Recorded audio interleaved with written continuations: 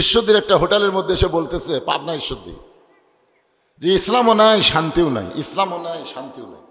আমি লোকটার কাছে গিয়ে বললাম, ঠিকই বলছেন ভাই, ইসলাম না থাকলে শান্তি থাকবে না। বলে হুজুর এটা সেই ইসলাম না।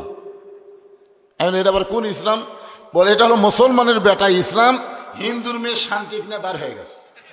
এখন মুসলমানরা খুঁজতেছে ইসলাম নাই, হিন্দুরা খোঁজে শান্তি নাই। মানে মুসলমানের বেটা ইসলাম প্রেম করছে হিন্দুর মেয়ে শান্তির সাথে, বুঝলেন?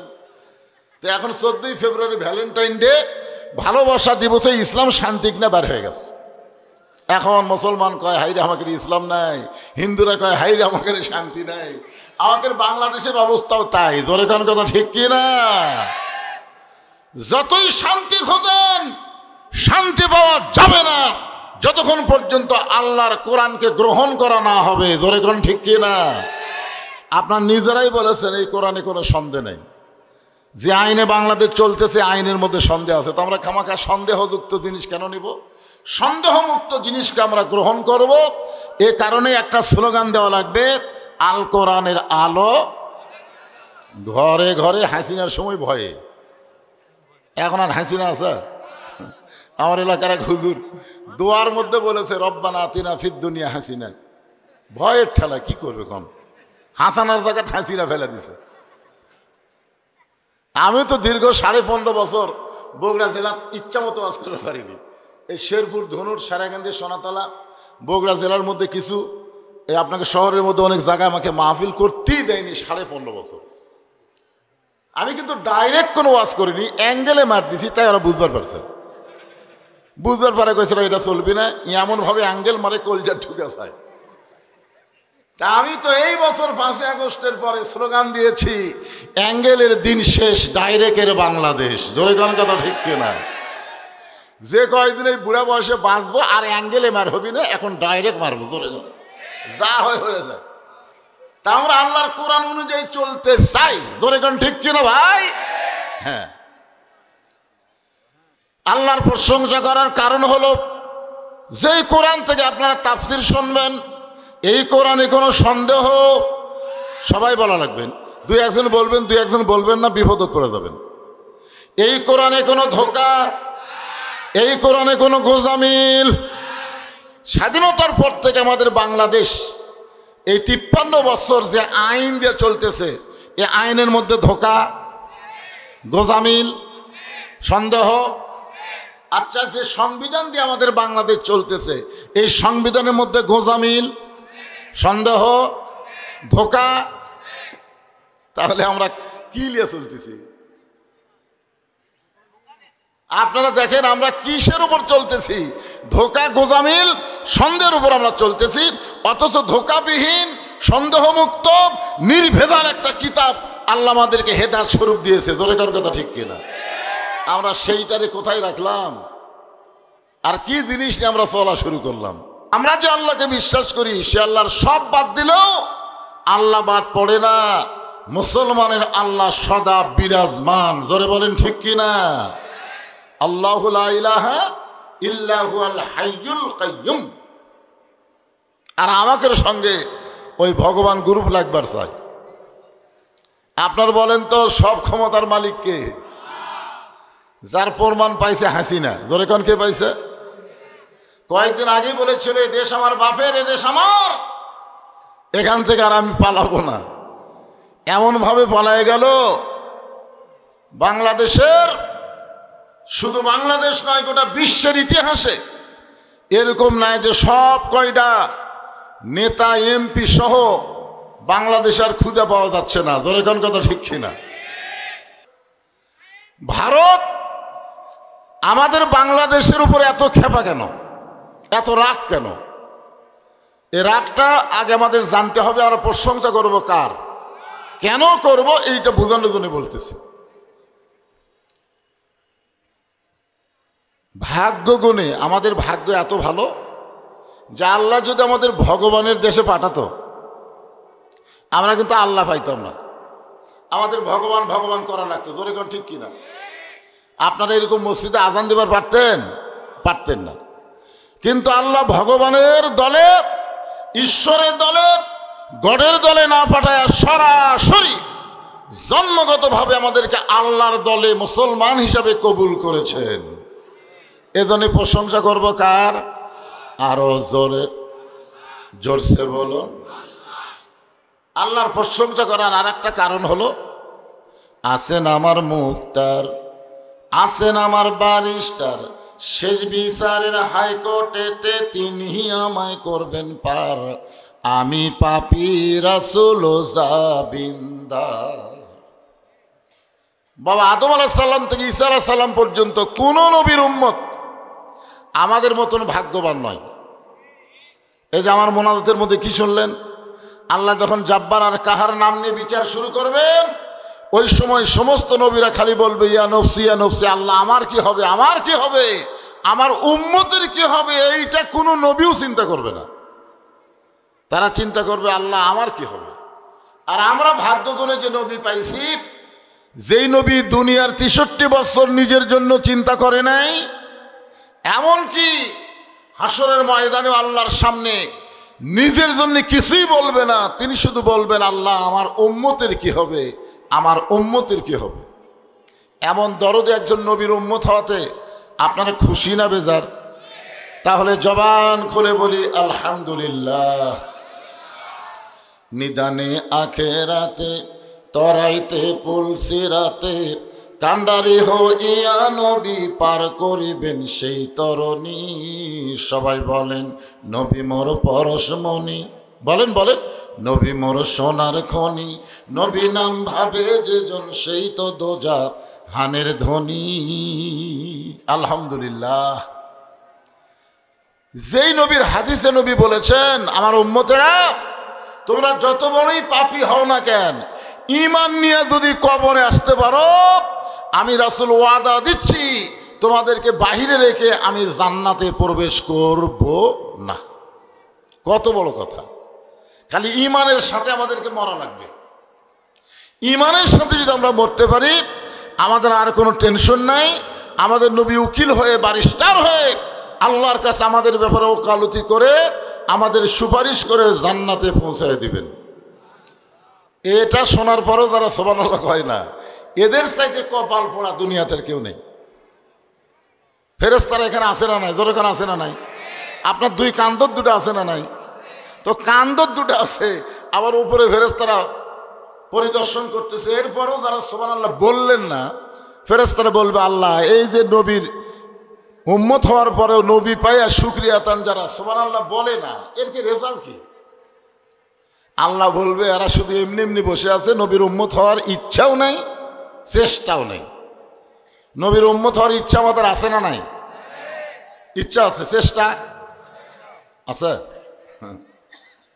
আর এখানে যত মানুষ দেখা যাচ্ছে তার মধ্যে বেশি মানুষই খালি মাথা, খালি মাথা। আচ্ছা, মাথাতে একটা টুপি দিলে কি হয়? মাথার টুপি দেওয়ার সাথে সাথে আপনার নফসে আম্মারা দমন হয়ে যায়। মন খারাপ কিছু করতে চাইলেও মানুষ কিন্তু টুপি খুলে করবার চাই। জোরে কর কথা, ঠিক কিনা? বলে টুপি আছে ভাই, টুপি খুলে থুই। তার মানে কি বুঝতেছেন? এই টুপির পাওয়ার আছে না নাই? তো সকলের মাথায় নাই তো। হ্যাঁ, সকলে মাথায় টুপি দেবেন, অন্তত নামাজের সময় যেমন দেন, কোরআনে মাহফিল আসে টুপি দেবেন, কিন্তু অধিকাংশের মাথার টুপি নাই। নবীকে ভালোবাসতে হবে, নবীর সুন্নত আদর্শকে গ্রহণ করতে হবে, নবীর উম্মত যদি হতে পারি আর আমাদের কোনো টেনশন। খালি নবী না, নেতা হিসাবে তাকে মানতে হবে। যে দরুদ শরীফ পড়লাম, এই দরুদের মধ্যে আমরা বললাম আল্লাহুম্মা সাল্লি আলা সাইয়্যিদিনা মুহাম্মদ। আমাদের শুধু নবী না, আমাদের নবী হলেন আমাদের নেতা। ধরে কারণ আমাদের কি? নবীর প্রতি দরুদ পড়ি, নবীরে সালাম করি মসজিদের ভিতরে, কিন্তু নবীর সমাজ গড়ার কাজে অনেকের দ্বন্দ্ব মনে বাজে। ভিতর থেকে সমস্ত দ্বন্দ্ব দূর করে আমি যেই বলবো আমার নেতা তোমার নেতা, সকলে একসঙ্গে বলবেন বিশ্ব নবী মোস্তফা। বলতে পারবেন? আমার নেতা তোমার নেতা। এরা কি মুখ দিয়ে করলেন না বিশ্বাস করলেন? নবীকে যারা বিশ্ব নেতার আসন দিলেন তারা দুনিয়ার সাধারণ মানুষকে আর নেতা হিসাবে মেনে চামচা হয়ে ঘুরতে পারবেন না। যার পাশে আপনারা ঘুরতেছেন, এতদিন ধরে যাকে নেত্রী মানলেন, বিপদে আপনাদের ফেলে থুয়া নেত্রী কোথায় গেল? আর আমরা যাকে নেতা মানতেছি, নেতা হিসেবে বলতেছি, উনি লাইলাতুল মেরাজে জান্নাতের মধ্যে ঢুকছিলেন। এই যে নামাজ নিয়ে আলোচনা হবে, এই নামাজটা কিন্তু আল্লাহ নবীকে মেরাজে দিয়েছেন। জোরে কোন কথা ঠিক কিনা? তখন আল্লাহ তাআলা আমাদের নবীকে জান্নাতে ঢোকার একটা তাওফিক দিয়েছিলেন। আল্লাহ নবী যখন জান্নাতের মধ্যে ঢুকলেন, আমাদের নবী যখন জান্নাতে ঢুকলেন, নবীর সঙ্গে একজন ফেরেশতা ছিল, নাম হলো জিবরাইল। জোরে কোন নাম কি? ফেরেশতা জিবরাইল বললেন, ইয়া রাসূলুল্লাহ, আপনি যদি জান্নাত থেকে বের না হন, আল্লাহ আপনাকে জান্নাত থেকে বের করে দিবে না। কারণ জান্নাতের একটা শর্ত আছে। শর্তটা হলো কি? সালামুন আলাইকুম তিবতুম ফাদখুলুহা খালিদিন। কোরআনের আয়াত শুনলে ঈমান বাড়ে না কমে? কোরআনের তেলাওয়াত শুনলে ঈমান বাড়ে না কমে? ঈমান বাড়ার লক্ষণ কি? চুপ থাকা। খালি আবু সাইদ যদি জবান না খুলতো, হাসিনা আরো যে কত বছর থাকতো। জোরে কোন ঠিক কিনা? পুলিশের সামনে আবু সাইদ কি বলে? মার মার। এর নাম হলো জবান খোলা। বাতিলের বিরুদ্ধে হকের জবান হচ্ছে লিল্লাহে তাকবীর। আপনারা যখন কোরআন তেলাওয়াত শুনলেন, তখন লিল্লাহে তাকবীর বলার লাগবে না। তেলাওয়াত শুনলেই আপনারা বলবেন আল্লাহু আকবার। আল্লাহু আকবার বললে কে বেজার? শয়তান বেজার। আর শয়তানের দল যারা করে, আমাদের বাংলাদেশে শয়তানের দল আছে না নাই? শয়তানের দলের মধ্যে কিন্তু তাকবীর নাই। আপনি দেখবেন বহু মিছিল ওরকম আমরা শুনছি, কি দিয়ে শুরু করে কি দিয়ে শেষ করে আল্লাহ ভালো জানে, কিন্তু গোটা মিছিলের মধ্যে স্লোগানে তাকবীর খুঁজে পাবেন না। জোরে কোন ঠিক কিনা? যেই দলে তাকবীর নাই ওই দল আল্লাহর দল হতে পারে না, ওই দল হলো শয়তানের দল। জোরে কোন কথা ঠিক কিনা? তা আমরা কি শয়তানের দল না আল্লাহর দল?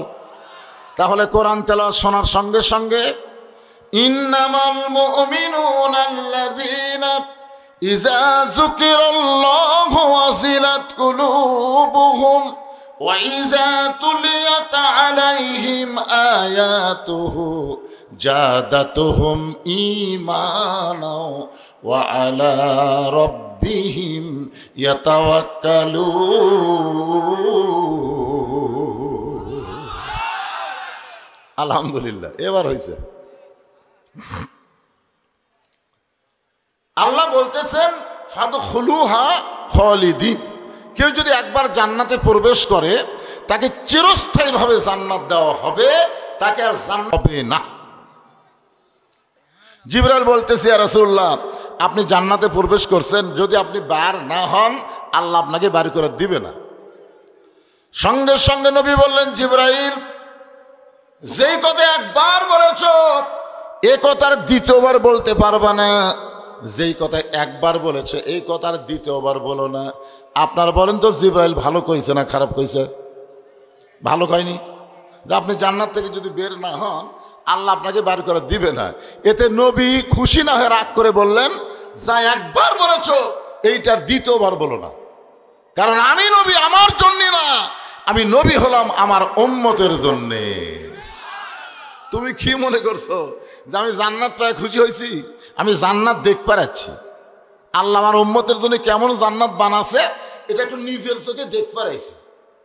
আমি সেই দিন জান্নাতে থাকার জন্য ঢুকবো যেদিন আল্লাহ আমার সমস্ত উম্মতকে জান্নাত দিয়ে দিবে।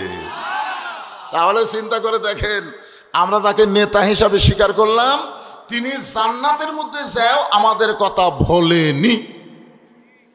আর আপনারা ভোট দেওয়া যাকে এমপি বানান, এই সংসদ দিলে আর আমাদের কথা খেয়াল হয় না। ধরে কারণ ঠিক কিনা? এই পেনশনে তারা খাওয়া আর চলবে না বগুড়ার জমিনে। ধরে কার কথা ঠিক কিনা? হ্যাঁ। লাকাদ কানা লাকুম ফি রাসূলিল্লাহি উসওয়াতুন হাসানাহ। আল্লাহ বলতেছেন, সফলতা যদি অর্জন করতে চাও তাহলে বিশ্ব নবীকে তোমাদের নেতা হিসাবে মেনে তার আদর্শ গ্রহণ করে নাও, এ কথা কার? আল্লাহর প্রশংসা করার কারণ হলো যেই কোরআন থেকে আপনারা তাফসির শুনবেন, এই কোরআনে কোনো সন্দেহ, সবাই বলা লাগবেন, দুই একজন বলবেন, দুই একজন বলবেন না, বিপদে পড়ে যাবেন। এই কোরআনে কোনো ধোঁকা, এই কোরআনে কোনো গোজামিল। স্বাধীনতার পর থেকে আমাদের বাংলাদেশ এই 53 বছর যে আইন দিয়ে চলতেছে, এই আইনের মধ্যে ধোঁকা, গোজামিল, সন্দেহ। আচ্ছা, যে সংবিধান দিয়ে আমাদের বাংলাদেশ চলতেছে, এই সংবিধানের মধ্যে গোজামিল, সন্দেহ, ধোঁকা, তাহলে আমরা কি নিয়ে চলতেছি? আপনারা দেখেন আমরা কিসের উপর চলতেছি? ধোঁকা, গোজামিল, সন্দেহের উপর আমরা চলতেছি। অথচ ধোঁকাবিহীন, সন্দেহমুক্ত, নির্ভেজাল একটা কিতাব আল্লাহ আমাদেরকে হেদায়েত স্বরূপ দিয়েছে। জোরে কার কথা ঠিক কিনা? আমরা সেইটারে কোথায় রাখলাম? আর কি জিনিস নিয়ে আমরা চলা শুরু করলাম? ঈশ্বরদীর একটা হোটেলের মধ্যে এসে বলতেছে, পাবনা ঈশ্বরদী, যে ইসলামও নাই, শান্তিও নাই, ইসলামও নাই, শান্তিও নাই। আমি লোকটার কাছে গিয়ে বললাম, ঠিকই বলছেন ভাই, ইসলাম না থাকলে শান্তি থাকবে না। বলে, হুজুর এটা সেই ইসলাম না। আমি এটা আবার কোন ইসলাম? বলে, এটা হলো মুসলমানের বেটা ইসলাম, হিন্দুর মেয়ে শান্তি কিনে বার হয়ে গেছে।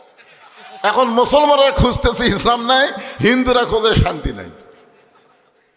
মানে মুসলমানের বেটা ইসলাম প্রেম করছে হিন্দুর মেয়ে শান্তির সাথে, বুঝলেন? তো এখন 14ই ফেব্রুয়ারি ভ্যালেন্টাইন ডে, ভালোবাসা দিবসে ইসলাম শান্তি কিনা বার হয়ে গেছে। এখন মুসলমান কয় হাইরে আমাদের ইসলাম নাই, হিন্দুরা কয় হাইরে আমাদের শান্তি নাই। আমাদের বাংলাদেশের অবস্থাও তাই। জোরে কোন কথা ঠিক কিনা? যতই শান্তি খোঁজেন, শান্তি পাওয়া যাবে না যতক্ষণ পর্যন্ত আল্লাহর কোরআনকে গ্রহণ করা না হবে। জোরে কোন ঠিক কিনা? আপনার নিজেরাই বলেছেন এই কোরআনে কোনো সন্দেহ নেই। যে আইনে বাংলাদেশ চলতেছে, আইনের মধ্যে সন্দেহ আছে। তো আমরা খামাখা সন্দেহযুক্ত জিনিস কেন নিব? সন্দেহমুক্ত জিনিসকে আমরা গ্রহণ করব। এ কারণে একটা স্লোগান দেওয়া লাগবে, আল কোরআনের আলো ঘরে ঘরে। হাসিনার সময় ভয়ে, এখন আর হাসিনা আছে? আমার এলাকার এক হুজুর দোয়ার মধ্যে বলেছে, রব্বানা আতিনা ফিদ দুনিয়া হাসিনা। ভয়ের ঠেলা কি করবে? কোন হাসানার জায়গায় হাসিনা ফেলে দিছে। আমি তো দীর্ঘ 15.5 বছর বগুড়া জেলার ইচ্ছা মতো ওয়াজ করতে পারিনি। এই শেরপুর, ধনুর, সারাকান্দি, সোনাতলা, বগুড়া জেলার মধ্যে কিছু, এই আপনাকে শহরের মধ্যে অনেক জায়গায় আমাকে মাহফিল করতেই দেয়নি 15.5 বছর। আমি কিন্তু ডাইরেক্ট কোনো ওয়াজ করিনি, অ্যাঙ্গেলে মার দিছি, তাই ওরা বুঝবার পারছে। বুঝবার পারে কইছিল এটা চলবি না, এমনভাবে অ্যাঙ্গেল মারে কলজা ঢুকে যায়। তা আমি তো এই বছর 5ই আগস্টের পরে স্লোগান দিয়েছি, অ্যাঙ্গেলের দিন শেষ, ডাইরেক্টের বাংলাদেশ। জোরে কোন কথা ঠিক কিনা? যে কয়েকদিন এই বুড়া বয়সে বাঁচবো আর অ্যাঙ্গেলে মার হবি না, এখন ডাইরেক্ট মারবো। জোরে যা হয়ে যায়। তা আমরা আল্লাহর কোরআন অনুযায়ী চলতে চাই। জোরে কোন ঠিক কিনা ভাই?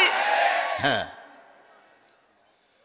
আল্লাহর কোরআন অনুযায়ী চলতে গেলে আল্লাহ কোরআন কারিমের মধ্যে বলেছেন, আল্লাযীনা ইম্মাক্কান্নাহুম ফিল আরদ, মুসলমানের মধ্যে কাউকে যখন ক্ষমতার চেয়ার দেওয়া হবে, ক্ষমতার চেয়ার পাওয়ার পরে তার 1 নম্বর দায়িত্ব হলো আকামুস সালাত। সাবেক প্রধানমন্ত্রী হাসিনা 560টা মসজিদ বানাচ্ছে, নাম দিয়েছে মডেল মসজিদ। কি মসজিদ? প্রত্যেকটা উপজেলা একটা করে মসজিদ বানাইছে, এতই সুন্দর ভাই, নাম হলো মডেল মসজিদ। কিন্তু আপনি মসজিদে গিয়ে দেখবেন মুসল্লি নাই। আপনারা বলেন তো, আপনারা যে মসজিদ বানাবেন, মসজিদ নির্মাণ করবেন, এটা কি রাস্তার মানুষকে দেখানোর জন্যে না নামাজ পড়ার জন্য? অনেকে দেখায় যে আমাদের মসজিদ দেখছে, এই 5 পাড়ার মধ্যে, এলাকার মধ্যে আমাদের মসজিদ 1 নম্বর রে। হায় হায়, ফেরেশতা গায়ে কেড়ে ভাগলা, 1 নম্বর না 2 নম্বর ফজরের সময় বোঝা দেবে। ফজরের সময় যায় দেখে 1 কাতারই নাই। আর এই টিনের মসজিদে যদি 2 কাতার হয়, আর গোবর্ধন সেই রকম সাইজের মসজিদ যদি 1 কাতার হয়, আপনার বলেন তো আল্লাহর কাছে কোন মসজিদ দামি? খালি বিল্ডিং বানালে কাম হবে না বাজান, মসজিদের খোরাক হলো নামাজ। জোরে কোন কথা ঠিক? এই জন্য কোরআন থেকে একটা আয়াত আজকে আপনাদের সামনে তাফসির হবে। আয়াতটা হলো, ইয়া আইয়ুহাল্লাযীনা আমানুস্তাঈনু বিস-সাবরি ওয়াস-সালাহ ইন্নাল্লাহা মা'আস-সাবিরিন।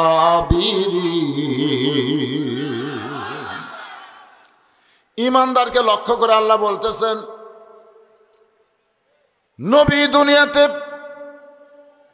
নবী হিসাবে প্রকাশ পাওয়ার 10 বছর পরে আল্লাহ নবীকে 5 ওয়াক্ত নামাজ দিয়েছেন। নবুয়ত পাওয়ার কয় বছর?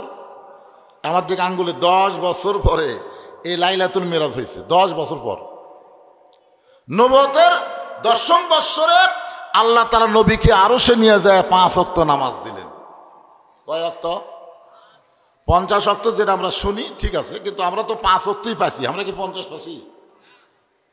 আচ্ছা, যদি 50 ওয়াক্ত নামাজ নিয়ে নবী আসতেন, 24 ঘন্টার মধ্যে 50 ওয়াক্ত পড়বার গেলে আমাকে ঘুম হতো। এমনি 3 ওয়াক্ত একটু তাড়াতাড়ি হয়, আসর, মাগরিব, এশা। আসর পড়তি মাগরিব, মাগরিব পড়তি এশা, তাই অনেক লোক বেরোতে কি রে, এক আজান শেষ না হতে আরেকটা শুরু হয়ে গেছে। কিন্তু 2টা ওয়াক্ত নামাজ মোটামুটি ভালো লাগে। একটা হলো এশা থেকে ফজর, একটা মোটামুটি একটা কি পাওয়া যায়, গ্যাপ পাওয়া যায় না, এশা থেকে ফজর। আর একটা হলো ফজর থেকে জোহর, মোটামুটি একটা। সাহাবেরা জিজ্ঞাসা করলেন, ইয়া রাসূলুল্লাহ, এই যে ফজর থেকে জোহর আর এশা থেকে ফজর আল্লাহ লম্বা সময় কেন দিলেন? আল্লাহ রাসূল বললেন, ফজর থেকে জোহর পর্যন্ত লম্বা সময় আল্লাহ দেওয়ার কারণ হলো মানুষ চাকরি বাকরি করবে, ব্যবসা বাণিজ্য করবে, খেতে খামারে কাজকাম করবে, কুলি মজুরি করবে। এইগুলো করতে গিয়ে দেহের যে ক্ষয় হবে, এশা থেকে ফজর আল্লাহ লম্বা সময় দিল। এই লম্বা সময়ের মধ্যে ঘুম পারলে ওই দেহের ক্ষয়টা ঘুমের মাধ্যমে আল্লাহ পুরা করে দিবে। হ্যাঁ, এই জন্য 2 ওয়াক্ত নামাজ, 5 ওয়াক্ত যদি আপনি জামাতে নাও পারেন, আল্লাহ হয়তো আপনাকে ছাড়ছুট দিতে পারে, কিন্তু ফজর আর এশা এই 2 ওয়াক্ত যদি নামাজ জামাতে না পড়েন, তাহলে সেই ব্যক্তিকে মুনাফিক হিসাবে গণ্য করা হবে। নামাজ পড়ার পরেও মুনাফিক। কোনটা? খেয়াল করবেন, ফজর আর কোনটা? প্রত্যেকটা মসজিদে এই ফজরে লোক কম হচ্ছে। কি জন্যে? ঠান্ডার জন্যে। আরে আমি বলতেছি, আয়াতের তাফসীর দিয়ে সব আপনাকে বলবো ইনশাআল্লাহ। এত বিশাল একটা জায়গা, তারপরে মানুষ দাঁড়িয়ে আছে। আমি এখানে আসার সময় দেখলাম ওই জয় বাংলার ওখানে একটা মাহফিল হচ্ছে। মাহফিলের কলেরা লাগছে, মানে হাসিনা পল আছে আর বক্তাকের ওপর মাহফিলের গজব শুরু হচ্ছে। তোর এখন ঠিক কিনা? মানে এমন কোনো দিন নাই যে আমার মতন একটা বুড়া বক্তারও 2-3টা করে মাহফিল প্রতিদিন। আজকে দিনে একটা করছি, এখানে একটা করতেছি, আর একটা নন্দীগ্রামে যাচ্ছি। এতই মাহফিল ভাই, যারা 15 বছর ধরে মাহফিল করেনি তারাও পর্যন্ত এবার চান্স নিচ্ছে। তোর এখন কথা ঠিক কিনা? কারণ অনুমতি লাগতেছে না। তো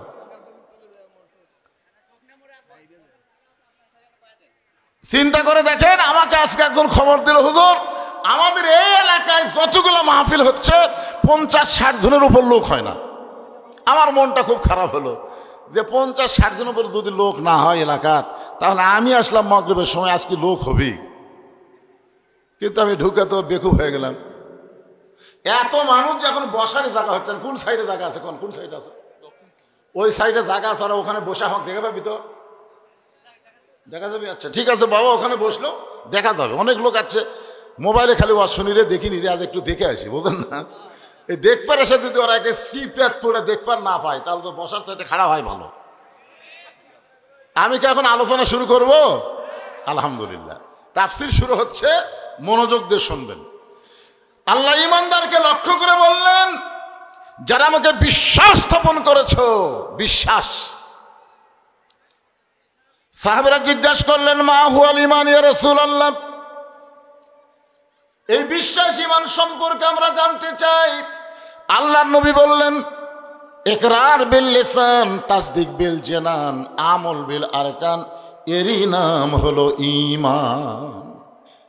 3টা বিষয় জবানে বলতে হবে, লা ইলাহা ইল্লাল্লাহ। এই জবানে লা ইলাহা ইল্লাল্লাহ বলা খুবই সহজ। 71 সালে স্বাধীনতার প্রথম যুদ্ধে অনেক হিন্দুরাও পর্যন্ত এই কলেমা জিকির করছে। যারা মুরব্বী আছেন তারা বুঝতেছেন। আমার এলাকার অনেক হিন্দুরা পাকিস্তান আর্মি দেখলেই লা ইলাহা ইল্লাল্লাহ, লা ইলাহা ইল্লাল্লাহ, বিলকুল ঠিক হয়, ঠিক হয়। আপনারা বলেন তো, স্বাধীনতার 9 মাস বাংলাদেশে মুসলমানের চাইতে হিন্দুরা কলেমার জিকির কম করছে না বেশি করছে? তাহলে আর মুসলমান ইকরার বিল লিসান ঠিক আছে, জবানে লা ইলাহা ইল্লাল্লাহ ঠিক আছে, কিন্তু তাসদিক বিল জানান, কলিজার মধ্যে ঈমান নাই। কলিজার মধ্যে যখন ঈমানের জায়গা দিবেন, ওই মুসলমানের কাছে জীবনের চাইতে ঈমানের গুরুত্ব অনেক বেশি হবে। আমরা অনেক সময় বলি জীবন বাঁচান ফরজ। আজকে আপনারা স্বতঃস্ফূর্তভাবে জবান খুলে বলবেন, জীবন বাঁচান ফরজ না ঈমান বাঁচান ফরজ? আপনি আমি যতই চেষ্টা করি জীবন বাঁচাবার পারবো না। আগে কিছু হলে আমরা বলতাম ভারতে যাব, একটু জটিল অসুখ হলে আমরা কি বলতাম, মাদ্রাজে যাব বলতাম না? অনেক লোক কিন্তু ভিসা করে খালি ভারতে যাওয়ার জন্য। এখন ভারত কি বলছে, তোরকে ভিসা বন্ধ, পেঁয়াজ বন্ধ, চিনি বন্ধ, আলু বন্ধ। এখন ওরা বন্ধ করে দিয়ে আপনার বলেন তো, কষ্ট কি বাংলাদেশের হচ্ছে না ভারতের হচ্ছে? আপনার মিডিয়া দেখতেছেন না, এ পর্যন্ত তিনজন আত্মহত্যা করছে, অথচ আমাদের বাংলাদেশে কিছুই হয়নি। বাংলাদেশের জনগণ বুঝবারই পারেন, কারণ বাংলাদেশের জনগণ জানে রেজেক দাতা ভারত না, রেজেক দাতা হলেন আমার আল্লাহ। ধরে কোন ঠিক কিনা? আমরা ভারতের দিকে তাকায় থাকি না, আমরা তাকায় থাকি কার দিকে? আস্তাইনু বিসসবরি ওয়াসসালাহ। আমা মিন দাব্বাতিন ফিল আরদি ইল্লা আলাল্লাহি রিজকুহা। আল্লাহ বলতেছেন পৃথিবীর এমন কোনো বিচরণশীল প্রাণী নাই যার রেজেকের ব্যবস্থা আমি করি নাই। তার মানে বোঝা গেল, ভারত সব কিছু যদি বন্ধ করে দেয় আর আল্লাহ যদি রেজেকের দরজা খুলে দেয়, বাংলার মুসলমানের কোনো টেনশনের দরকার। আর আল্লাহ বলেছেন ফালিয়াবুদু রব্ব হাযাল বাইত। যেই মসজিদ আপনারা তৈরি করতেছেন, যেই মসজিদ নির্মাণ করতেছেন, এই মসজিদকে লক্ষ্য করে আল্লাহ বলতেছেন, এই ঘরের মালিকের যদি তোমরা গোলামি করো, মসজিদ কার ঘর? জোরে বলেন, কার ঘর? ফালিয়াবুদু রব্ব হাযাল বাইত। এই ঘরের মালিকের যদি তোমরা গোলামি করো, তাহলে তোমাদেরকে দুনিয়াতে 2টা পুরস্কার সাথে সাথে দেওয়া হবে। 2টা পুরস্কার তোমাদের সাথে সাথে দেওয়া হবে। একটা পুরস্কার হলো তোমাদের রেজেকের কোনো পেরেশানি থাকবে না, আর দুনিয়ার সমস্ত ভয় থেকে আল্লাহ নিরাপত্তা দিয়ে দিবে। তার মানে বোঝা গেল, ভারত যতই পেঁয়াজ বন্ধ করুক, আলু বন্ধ করুক, চাল বন্ধ করুক, আল্লাহ বন্ধ করবে না, আল্লাহ খুলে দিবে। ওরা যত অ্যাটমের হাইড্রোজেন বোমার ভয় দেখা, কোনো ভয় নাই। কারণ আমাদের জাতির পিতা হযরত ইব্রাহিম আগুনের চুলাকে যেমন শান্তির বাগান হিসাবে পাইছে, ভারতের অস্ত্রগুলো আমাদের জন্য আল্লাহ প্রয়োজন হলে মিষ্টি বাঙ্গি তরমুজও বানায় দিবার পারে। জোরে কোন ঠিক কিনা? আমি এই 1 সপ্তাহ হলে একটা হাদিস পড়তেছি, সেটা হলো গজওয়াতুল হিন্দ, মানে হিন্দুস্থানের সাথে মুসলমানের যুদ্ধ হবে। আল্লাহ রাসূল বহু বছর আগে বলে গেছেন, এই ভারত হয়তো হাসিনা ভারতত পলাবি। একজন আল্লাহর ওলি বলেছেন, 12 কোটি মুসলমান যখন গাছের গোড়া লাড়া দিবি, তখন দিল্লির মামু বাড়ি গিয়ে পড়বি। যখন কথা ঠিক কিনা? আল্লাহর ওলি এখন দুনিয়াতে নাই, কিন্তু তার কথা যে 100 ভাগ সফল, এ ব্যাপারে কোনো সন্দেহ আছে? কেন সন্দেহ নেই? কারণ দীর্ঘ 50 বছর তিনি আল্লাহর কোরআনের সঙ্গে ছিলেন, কোরআনের হক তাফসির করে বাংলার মুসলমানকে শুনিয়ে দিয়েছেন। হাসিনা সরকার বিনা দোষে 13 বছর তাকে জেলখানায় বন্দি করে অবশেষে ভারতের পরিকল্পনায় হাসপাতালে নিয়ে গিয়ে আল্লাহর ওলিকে হত্যা করা হয়েছে। জোরে কোন কথা ঠিক কি না? আপনারা বলেন তো, ওনার প্রত্যেকটি কথাই সত্য হচ্ছে না? কে রে হাসিনা কুটিরে? আর এই যে কাউয়া কাদের মোশন ভাই, এর মাজা নাই বারে, ধরে ধরে টেজর তুলে দেওয়া লাগে। আর মাইক পালি কয় খেলা হবে, খেলা হবে। কে রে পাগলা, খেলবার গেলে মাজা বল থাকা লাগবে। ধরে কোন কথা ঠিক কি? আমি কয়েকদিন আগে শুনে তো আশ্চর্য হয়ে দিলাম, এই নাকি 3 মাসে বাংলাদেশিতে আসলো, এই কিছুদিন আগে নাকি ভারতে আছে। এই 3টা মাসে কে জায়গা দিল? কি এটা উদ্ঘাটন করার দরকার আছে না নাই? আল্লাহ, বিপদের মধ্যে আমরা এমন একজনকে ক্ষমতার সিয়ারত দিছি, আমরা বিপদে বলে যে দোয়া বেশি বেশি পড়ি। দোয়ার নাম কি? ইউনূস নবীরে খাইল মাছেতে গিলিয়া, ফেরেশতা পাঠাইলেন আল্লাহ ইসমে আজম দিয়া। দমে দমে সে হরদম পড়ে সে ইসমে আজম, মাছেরই উদর হইতে বাঁচাইলা প্রাণ। সবাই বলেন আল্লাহু আল্লাহু, তুমি জানলে জালালহু, শেষ করা তো যাই না গিয়ে তোমার গুণগান। আলহামদুলিল্লাহ। বয়স হয়ে গেছে তো, মানে 84 বছর বয়স, একটা বুড়ে থুড়ে মানুষ, আর একটু চ্যাংড়া মানুষকে দেওয়া লাগতো, ঠিক না? কিন্তু আমরা দেওয়ার পরে বুঝতে পারলাম, আমেরিকার ডোনাল্ড ট্রাম্প যখন প্রেসিডেন্ট হলো তখন আমাদের বগুড়ার কিছু গুজব লীগ, আমাদের বগুড়ার কিন্তু 3টা লীগ আছে, আওয়ামী লীগও নেই, যুবলীগও নেই, ছাত্রলীগও নেই। এখন বাড়াছে হতাশা লীগ, গুজব লীগ, আফসোস লীগ। যে বগুড়া হলো বিএনপির ঘাঁটি, সেই বগুড়াতে এই লীগগুলো চান্স পেল কি করে? চিন্তা করে দেখেন। শহীদ জিয়াউর রহমান তিনি শুধু বাংলাদেশ না, সৌদি আরবে গিয়ে দেখেন আরাফার ময়দানে তার লাগানো গাছগুলো এখনো মানুষকে জান্নাতের বাতাস দেয়। জোরে কান সুবহানাল্লাহ। সেই শহীদ জিয়ার বগুড়া এই শালারা কিভাবে দখল করলো আল্লাহ ভালো জানে। তো যাই হোক, আমি যে কথা বলতে চাই একটু খেয়াল করবেন। আস্তাইনু বিসসবরি ওয়াসসালাহ ইন্নাল্লাহা মা'আস সাবিরিন।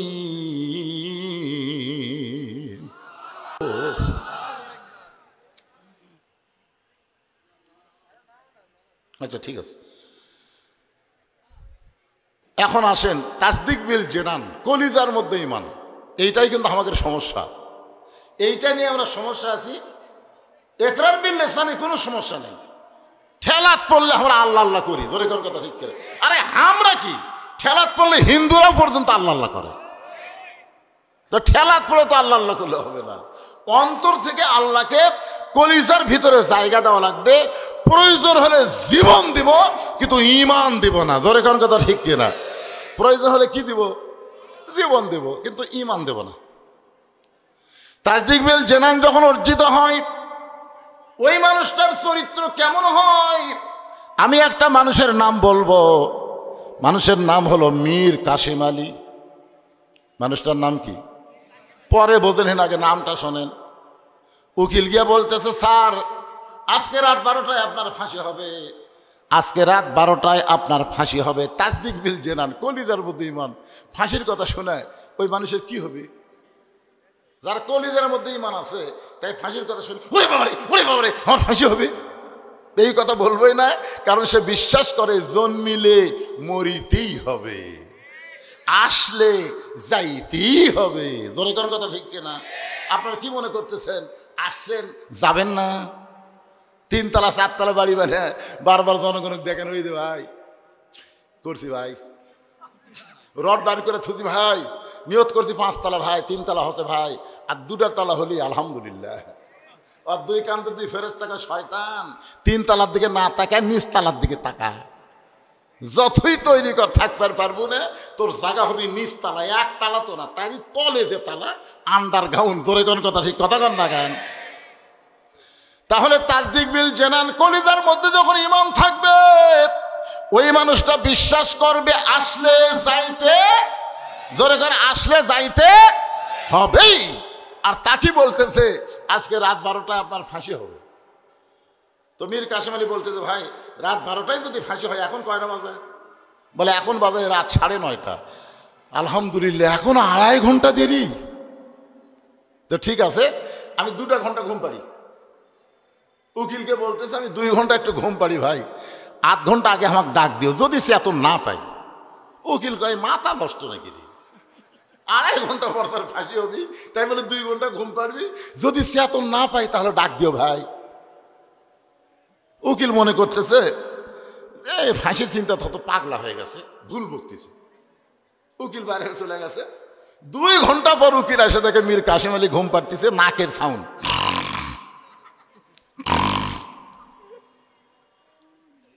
মায়ের কাছে খাড়া হয়ে কাঁদতেছে, আল্লাহ ই মানুষ, মানুষ কেমনে ঘুম পাড়ে? আর 8 ঘন্টা পর তার ফাঁসি হবে, 8 ঘন্টা পর ফাঁসি হবে। সেই মানুষটা কেমনে ঘুম পাড়তেছে? যেই ভারে ঘুম পাড়তেছে ফাঁসি পর্যন্ত হয়তো ঘুম থেকে চেতন পাবে না। একটু ডাক দেই। উকিল পায়ের আঙ্গুল নড়ায়। মীর কাসেম আলী ঘুম থেকে চেতন পায়, বলতেছে ভাই রাত কি 12টা বাজে? বলে না স্যার, এখন 8 ঘন্টা দেরি আছে। আলহামদুলিল্লাহ, 8 ঘন্টা যখন এক হাতে আছে তাহলে কিছু কাম করি। তিনি ওযু করে এসে নামাজ পড়লেন। নামাজ পড়ার পরে একটা ভালো পাঞ্জাবি তার ছিল, ওখানে কন্ডম ছেলে, সে পাঞ্জাবিটা গায়ে দিয়ে বলতেছে আমাকে কেমন লাগতেছে দেখো তো, চুলগুলো ঠিক মতো হাসলান আছে নাকি? তারপর আয়না দিয়ে চুলগুলো হাসলেছে। উকিল কই কি রে, ই কি শ্বশুর বাড়ি যাচ্ছে নাকি? বলে আপনার ফাঁসি হবে, আপনার ফাঁসি হবে। আর এমন করে জামা পরে মাথার চুল আসলান। আপনি কি জানেন না আপনার ফাঁসি হবে? মীর কাসেম আলী মুচকে মুচকে হাসার বলে, উকিল তুমি কেন কাঁদতেছো? আমি ঘুমের মধ্যে স্বপ্নে দেখলাম আল্লাহ তাআলা আমার জন্য 8টা জান্নাতের দরজা খুলে রেখেছে। আমার জন্য আল্লাহ 8টা জান্নাতের দরজা খুলে রেখেছে। লিল্লাহি তাকবীর। ওয়ালা তাকুলু লিমান ইউকতালু ফি সাবিলিল্লাহি আমওয়াতুন বাল আহইয়াউ ওয়ালাকিন লা তাশউরুন। মীর কাসেমের আল্লাহর কোরআন তেলাওয়াত করে মানে উকিল কান্দো না, উকিল কান্দো না। অন্যায়ভাবে আমাদেরকে হত্যা করা হচ্ছে, আমরা কোনো দোষ করিনি। বাংলাদেশের গরিবের জন্য ইবনে সিনা হাসপাতাল বানাইছি, মানুষের জন্য সুদ ভিত্তিক ব্যাংকে কবর দিয়া ইসলামী ব্যাংক তৈরি করেছি। এরকম ভালো ভালো কাজ করার কারণে ভারত হাসিনাকে এমনভাবে বুঝাইলো, যার কারণে আমাকে অন্যায়ভাবে ফাঁসি দেওয়া হচ্ছে। উকিল তুমি কান্দো না, ফাঁসি রশি আমার গলার মালা হয়ে যাবে, আল্লাহ তাআলা আমাকে অমরত্ব দান করবে। আল্লাহ বলেছেন অন্যায়ভাবে যাদের হত্যা করা হয় তাদেরকে তোমরা মৃত্যু বলো না, আমি আল্লাহ বলতেছি তারা জীবিত। তাসদিক বিল জেনান যখন কলিজার মধ্যে জায়গা নিবে, ওই মানুষটা মৃত্যুকে কোনো পরোয়া করবে না, কারণ মৃত্যুর চাইতে তার ঈমানের গুরুত্ব অনেক বেড়ে যাবে। আমল বিল আরকান, আমল বিল আরকান, ঈমানের শেষ পর্যায়ে হচ্ছে ঈমান অনুযায়ী আমাদেরকে আমল করা লাগবে। এই যে চারিদিকে আজান দিচ্ছে না ভাইজান, আজকে এশার নামাজ যদি একটু দেরিতে হয় সমস্যা আছে না? যে টাইমে আজান আপনার পড়েন তার থেকে 1 ঘন্টা পরে পড়েন না, বলা লাগবে তো, আবার করবি, অনেকে বলবি ফতুয়া তালাশ করবি। এশার নামাজ রাসূল দেরিতে পড়াটাই পছন্দ করতেন, কিন্তু আমাদের কষ্ট হবে দেখে এই জন্যে শোনেন, এশার নামাজ যত দেরি করে পড়বেন তত সওয়াব আল্লাহ বেশি দেবে। না যখনই হোক, আজকে 1 ঘন্টা পরে হবে, সমস্যা আছে না। যে কথা বলতেছে একটু মনোযোগ দেন। আমল বিল আরকান, আমল বিল আরকান, ঈমান অনুযায়ী আমল করা লাগবে। এখন আপনাদের কাছে আমার প্রশ্ন হলো, কোন আমল না করলে ঈমান থাকে না? কেউ যদি রোজা না থাকে তাকে বেঈমান বলা যাবে? কথা বলেন আপনারা, বেঈমান বলা যাবে? রোজা না থাকলে তাকে বেঈমান বলা যাবে না। হজ না করলে তাকে বেঈমান বলা যাবে না।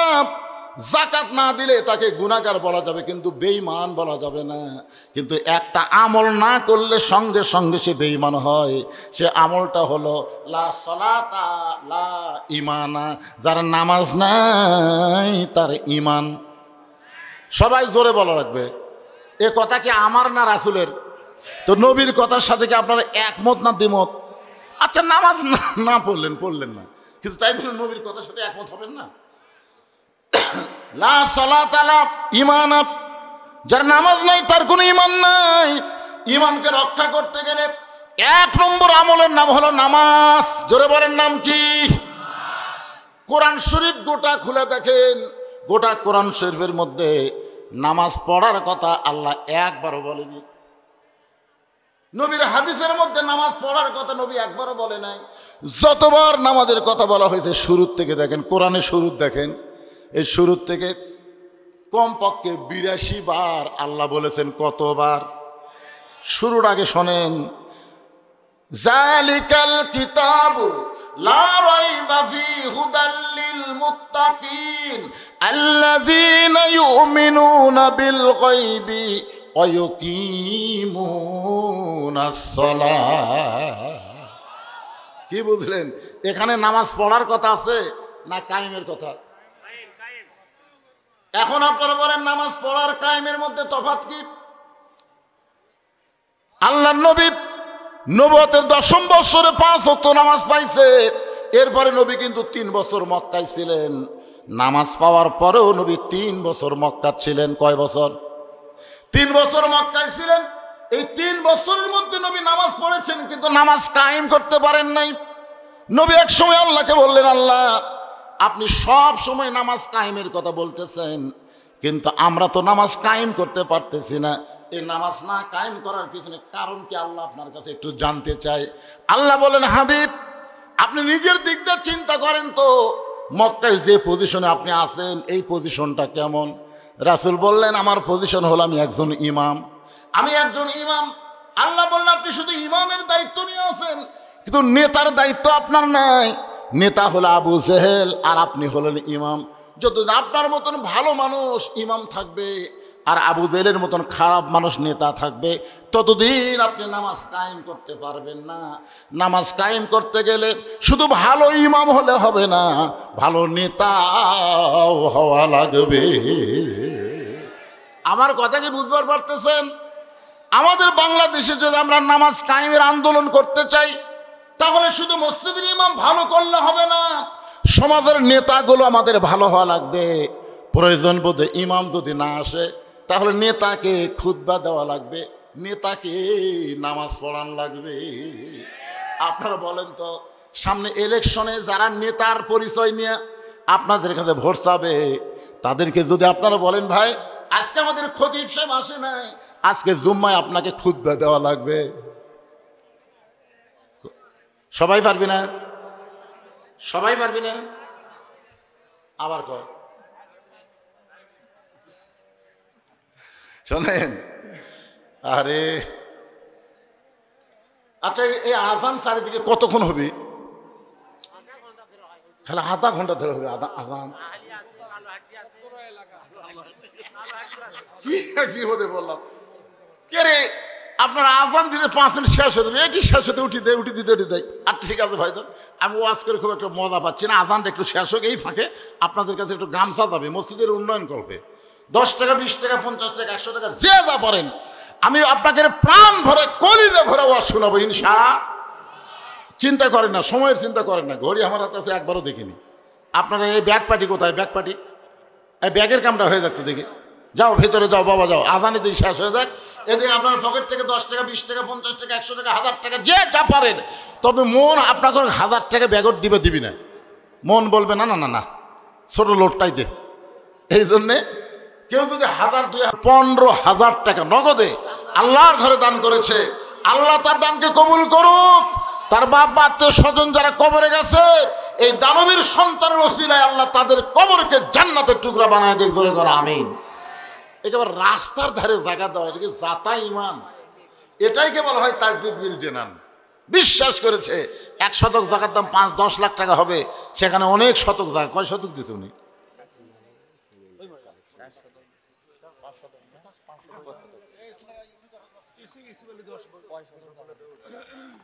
ইউসুফ বলে, আল্লাহ তোমার বান্দা 10 বস্তা সিমেন্ট ধরে গান মারহাবা। দেলোয়ার হোসেন এটা 5 শতক জায়গা উনি দান করছেন। চিন্তা করেন, আল্লাহ 1 কোটি টাকার জায়গা দান করছে। এটা কি জাতা কথা মনে করছেন? এগুলো তো আমি খালি চোখে দেখতে পাচ্ছি না ভাই।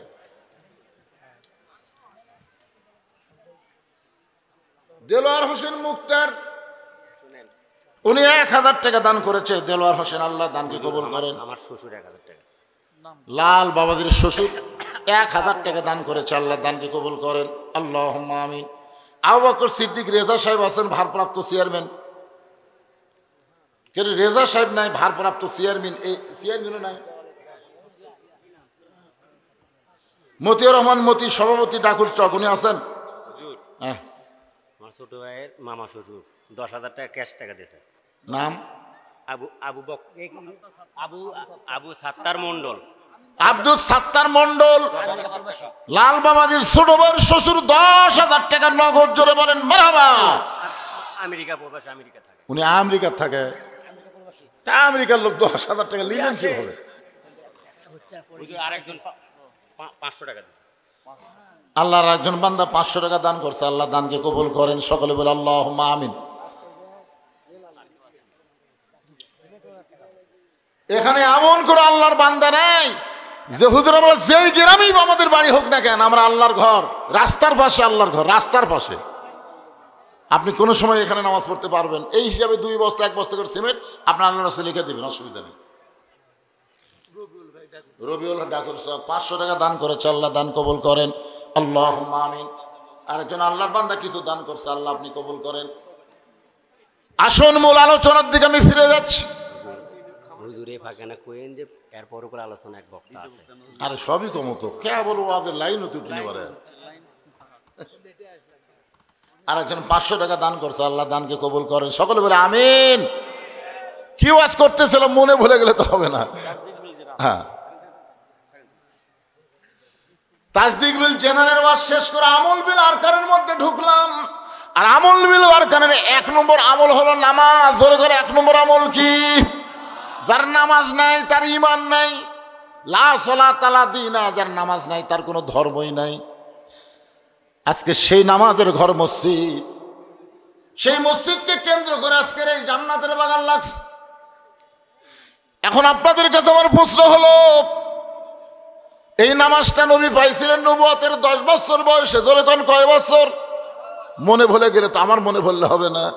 10 বছর পাইছে। তারপরে 3 বছর নবী মক্কা ছিলেন, গোপনে গোপনে নামাজ পড়েছেন, কিন্তু নামাজ কায়েম করতে পারেন নাই, আজান দিবার পারেন নাই, জামাত করে পড়তে পারেন নাই। গোপনে গোপনে নামাজ পড়েছেন, কিন্তু প্রকাশ্যে নামাজ পড়তে পারেন নাই। নবী বলেন, আল্লাহ আপনি যত জায়গায় নামাজের কথা বলেছেন প্রত্যেক জায়গায় বলেছেন আকিমুস সালাত, নামাজ কায়েম করো, কিন্তু আমরা সেইভাবে করতেছি, এইটা তো নামাজ কায়েম হচ্ছে না। এইটা হলো নামাজ পড়া বাংলাদেশের মতন। কোন দেশের মতন? নামাজ পড়া বাপ পড়ে, বেটা পড়ে না, দাদা পড়ে, লাঠি পড়ে না। যখন হয় সামনা ঢিল, আল্লাহর সাথে দেয় মিল। জুয়ান বয়সে নামাজ পড়ে নাই, বুড়া বয়সে সিয়াল্লে মসজিদ গেছে, আছে না নাই? আর খতিয়ান খুলে দেখবেন, খতিয়ান একটা খতিয়ান আছে না নাই? খতিয়ান খুলে দেখবেন, ওই সারা জুয়ান বয়সে অন্যায় অপকর্ম করছে, বুড়া বয়সে শয়তানক বলতেছে, কেরে পাগলা তুই যে বুড়া হলো, তোর চামড়া ঢিল হলো, যারা নামাজ পড়তেছে এরকে নামাজ নষ্ট করা লাগবে না। সিয়ার নিয়ে যারা মসজিদে যায় এরা কিন্তু নামাজে না, এরা শয়তানের এক ভাই, শয়তানের এক ভাই। কারণ মসজিদে নামাজ পড়ার জন্য না, মসজিদ হলো জামাত করার জন্য। জোরে করে কথা ঠিক কিনা? আর জামাত করবার গেলে কাতার সোজা করা লাগবে। কাতার সোজা না করে কেউ নামাজ পড়লে সওয়াব পাবেন, কিন্তু জামাতের 27 গুণ সওয়াব পাবেন না। 27 গুণ সওয়াব পাবার গেলে পায়ের গোড়ালির সঙ্গে গোড়ালি মিল করে কাতার সোজা করে দাঁড়াতে হবে। এখন যেই বেটা সিয়ার লেগেছে, ওই যেই কাতারত আছে ওই কাতারের লোকেরা নামাজের সওয়াব পাবে, কিন্তু জামাতের সওয়াব পাবে না। সৌদি প্রবাসী শিবুর স্বামী 10,000 টাকা নগদ দান করছে। এগুলো সব লেখা থন তো, ও আজকে যখন করবে করে কত টাকা লাগবে, টাকা আদায় করে দেবেন, অসুবিধা নেই। সৌদি প্রবাসী শিবুর স্বামী 10,000 টাকা দান করছে, আল্লাহ দানকে কবুল করে। আল্লাহ আপনার কবার চাচ্ছে মসজিদ হবি না, একবারে 3 তালা হবি। দেখেন আগে নামাজের জিনিসটা শোনেন না কেন? এখন চিন্তা করে দেখেন, যেই কাতারে চেয়ার আছে সেই কাতারের লোকের নামাজ হবে, কিন্তু জামাতের সওয়াব কথা কয় না একেবারে, জামাতের সওয়াব।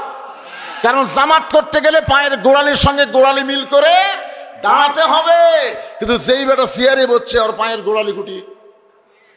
এই জন্য আপনাকে 2 জন সুস্থ মানুষ ওর চেয়ার ধরবেন, ওই তো উঠবার চাবি না, আপনার দুইজন চেয়ার ধরে বলবেন ভাই তোর জন্যে আমরা সব কমতি নেবো না, বড় কষ্ট করে জামাত পড়বে আসছি, তুই পিছনে চা শান্ত রাখলে 2 নম্বর কাতারে থাকবেন। 2 নম্বর কাতার লোক করে এর জন্য তো আমাকে সব কমবি ও কাবার ধরে 3 নম্বর কাতারে 3 নম্বর কাতারে না না না না এই তো আমাকে কাতার থাকলে হবে না। শেষ পর্যন্ত দেখা যাবে সিয়ার পার্টি বারান্দাত গেছে, ধরে কার কথা ঠিক না? খোঁজলা দেখেন যেই শ্যালো মিশিং চালু করে না বছর অন্তর চালু করে, ওরা চালু করবার গেলে ঠেকা আছে, ঠেলা আছে না নাই, হয় না, কারণ বল বিয়ারিং সব জাম মারছে। যে বল বিয়ারিং জাম মারলে চালু হবে, ওই সারা জীবন নামাজ না পড়ার কারণে ওর হাঁটুর বিয়ারিং কোমরের বিয়ারিং সব জাম মারছে, এখনো রুকু সেটা করবার পারে না, সিয়ারিলে নামাজ পড়ে। আর কোন ব্যক্তি যদি যৌবনকালে নামাজ পড়ে, বুড়া বয়সে যদি চিয়ারি নামাজ পড়া লাগে, লা ইউকাল্লিফুল্লাহু নাফসান ইল্লা উসআহা, আল্লাহ কোরআনে বলেছেন বাংলাদেশে সরকারি চাকরি যারা করে, বুড়া বয়সে চাকরি করবার না পারলে সরকার যেমন তাকে পেনশনে বেতন দেয়, যৌবন বয়সে যারা নামাজ ধরেছে বুড়া বয়সে যদি ঠিক মতো জামাত পড়বার না পারে, যেখানে তারা নামাজ পড়বে আল্লাহ পেনশনের সওয়াব তার আমল নামায় দিয়ে দিবে। হজ, যাকাত, রোজা এইগুলা কিন্তু বয়সের কথা বলা হয়নি, বুঝছেন? সামর্থ্য আসলে হজ করবেন, রোজা থাকবার পারলে রোজা করবেন, যাকাত সম্পদ বেশি হলে শতকরা 2.5 টাকা যাকাত দেবেন। কিন্তু নামাজের ব্যাপারে কোনো ছাড় নাই। 6 বছর থেকে তালিম দাও, 10 বছর থেকে জোর করে নামাজ ধরাও, জোরে করার কথা ঠিক কিনা? তাহলে নামাজের বয়স কয় বছর থেকে? 10 বছর। জোরে বলেন কয় বছর?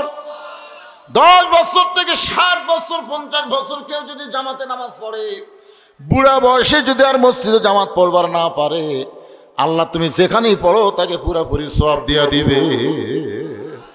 এখন আসেন যেটা বলতেছিলাম, নামাজ কায়েম করবার গেলে আল্লাহ নবীর মতন ইমাম আবু জেহেলের মতন নেতা থাকলে হবে না। যিনি ইমাম তিনি নেতা হওয়া লাগবে, এমন একজন নেতা হওয়া লাগবে যেই নেতা কোনোদিন যদি মসজিদে ইমাম না আসে, প্রয়োজন হলে তাকে ইমামতি করা লাগবে। যদি একদিন ইমাম সাহেব আসেনি, নেতা সাহেব চেয়ারম্যান সাহেব মসজিদে বসে আছে, তোর মুসল্লি বলবে চেয়ারম্যান সাহেব আজকে আপনি খুতবা দেন। কতক লোক বলতেছে চেয়ারম্যানের দাঁড়িয়ে নাই, কি খুতবা দিবি রে? আপনারা জানেন নেতা কাক কয়? আল্লাহর কোরআন দিয়ে যখন রাষ্ট্র চলবে, নেতা হযরত ওমর মসজিদের মেম্বরে দাঁড়ায় খুতবা দিচ্ছেন। বাংলাদেশের মতন 96টা দেশের খলিফা হযরত ওমর মসজিদের মেম্বরে দাঁড়ায় খুতবা দিচ্ছেন। সুবহানাল্লাহ বলেন। কি সুন্দর খুতবা! মাঝখান থেকে একজন দাঁড়ায় গেছে, ইয়া আমিরুল মুমিনিন, আপনার খুতবা শুনবো না। ওমর ফারুক বলেন আমার অপরাধ কি? বলে আপনার অপরাধ হলো আমাদেরকে খাটো পাঞ্জাবি দিয়ে আপনি লম্বা জুব্বা পরে খুতবা দিচ্ছেন। ওমর ফারুকের চোখ দিয়ে পানি পড়তেছে আর মুখটা মুচকি মুচকি হাসতেছে। সুবহানাল্লাহ বলেন। মুচকি মুচকি হাসার কারণ হলো জনগণ যখন নেতাকে লোকমা দিবার পারবে, তখন নেতা ইচ্ছা মতো চলতে পারবে না, আল্লাহর হুকুম মোতাবেক চলা লাগবে। জোরে কোন কথা ঠিক কিনা? আর এই লোকমা শুরু হবে মসজিদের ভিতর থেকে। আপনারা বলেন তো 4 রাকাত নামাজ আসরের যদি ইমাম সাহেব title pass, double title pass, দাওরা পাস, সেই ইমাম যদি 3 রাকাত বসে, আসরের নামাজের 4 রাকাতে কয়বার বসা লাগবে? 2 বার। 2 রাকাতে একবার, 4 রাকাতে একবার। কিন্তু ইমাম সাহেব 3 রাকাতে বসে গেছে।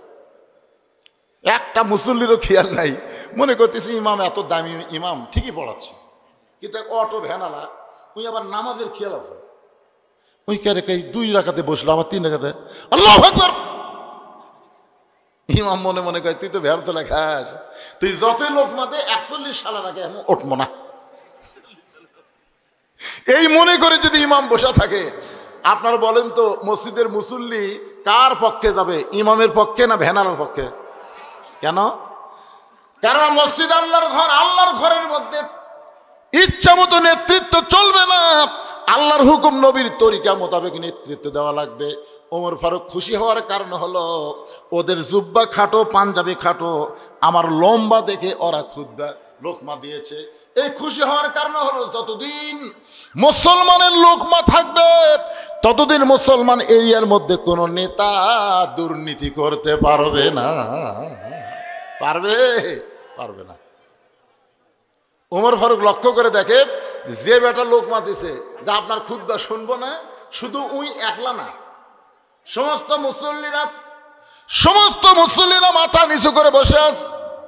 এমন সময় আব্দুল্লাহ ইবনে ওমর ফারুকের সন্তান বাবার পাশে দাঁড়ায় বলতেছে, রে নবীর সাহাবীরা, তোমরা খাটো পাঞ্জাবি হলেও নতুন পোশাক পরে আজকে নামাজ পড়তে আইছো, আমার পরনে তাকায় দেখো, আমার পরনে কিন্তু নতুন কাপড় নাই।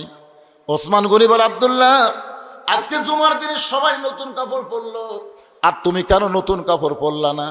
আব্দুল্লাহ বলতেছে, আমি যদি আজকে নতুন কাপড় পরতাম তাহলে আমার বাবার জুব্বা লম্বা হতো না।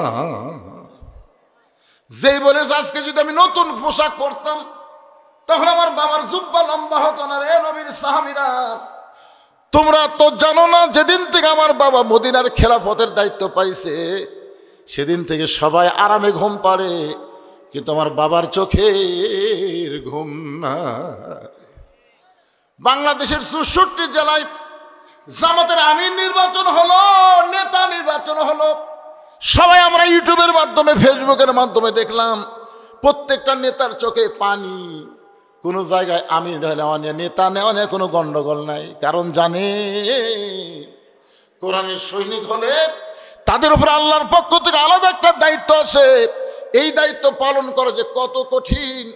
আব্দুল্লাহর মা বলে, স্বামী গো, আপনি কি ঘুমাবেন না? ওমর ফারুক কান্দারে বলে, বিবি, যতদিন মদিনার খলিফা হয়নি ততদিন তোমার বুকের মধ্যে, আমার বুকের মধ্যে তুমি ঘুম পাড়ছো। হুন্না লিবাসুল্লাকুম ওয়া আনতুম লিবাসুল্লাহুন্না। বিবি রে, এখন খেলাফতের দায়িত্ব পাওয়ার পরে ফোরাতের কুলে যদি একটা কুত্তা না খায় মারা যায়, আল্লাহ হাসরের ময়দানে ওমরকে ছাড়বে না। আব্দুল্লাহ কান্দের বলে, নবীর সাহাবীরা শোনো, বহুদিন আমার মাকে দেখেছি গভীর রাত্রে দরজায় দাঁড়িয়ে থাকতে। আমি বললাম, মা, আপনি দরজায় দাঁড়িয়ে আছেন, আপনি কি ঘুমাবেন না? আমার মা কান্দের বলে, বেটারে, তোর বাবা ওমর যেদিন থেকে মদিনার খলিফা হয়েছে সেদিন থেকে রাত্রিবেলা ঘুমায় না, সারা রাত মানুষের কে কেমন আছে দেখার জন্য চোরের মতন ঘুরে বেড়ায়। রে নবীর সাহাবীরা শোনো, আমি যখন আব্দুল্লাহ ঘুমায় গেছে, আমার বাবা আমার দরজায় গিয়ে ডাকতেছে, আব্দুল্লাহ, আব্দুল্লাহ বলে। আমি দরজা খুলে তাকায় দেখি বাবার হাতে একটা পাঞ্জাবি। আমি খুশি হয়ে বললাম, বাবা, বাইতুল মাল থেকে আমার একটা পাঞ্জাবি দিল, আপনি গভীর রাত্রে আর একটা দিবার আইছেন। সঙ্গে সঙ্গে ওমর ফারুক আল্লাহর কোরআন থেকে তেলাওয়াত করলেন, ইন্নাল্লাহা ইয়ামুরুকুম আন তুআদ্দুল আমানাতি ইলা আহলিহা ওয়া ইযা হাকামতুম বাইনান নাস আন তাহকুমু বিল আদল। আব্দুল্লাহ, তুই কি মনে করছিস বাজান? তুই একটা পাঞ্জাবি পাইছিস, আমি তোকে আর একটা দিবার আইছি না? রে আব্দুল্লাহ, না, এই পাঞ্জাবিটা আমার ভাগে পড়েছে। তুই বল, আমি একটা ইমাম মানুষ এত খাটো পাঞ্জাবি গায়ে দিয়ে যদি খুতবা দেই তাহলে কেমন দেখায়? আব্দুল্লাহ বলে, বাবা, তাহলে আমি কি করব? ওমর ফারুক বললেন, তোর পাঞ্জাবিটা আমাকে একটু দান করে দে, তোর পাঞ্জাবিটা আমাকে একটু দান করে দেবে, কারণ তুই তো আর ইমাম না, আমি হলাম ইমাম। আব্দুল্লাহ বলে, গভীর রাত্রে আমার জামাটুকু আমার বাবাকে দান করে দিলাম। বাবা তার জামা আমার জামা একত্র করে লম্বা জুব্বা বানায় বাবা খুতবা দেয়। এখন বলো, আমার বাবার খুতবা শোনা যায় কি না যায়?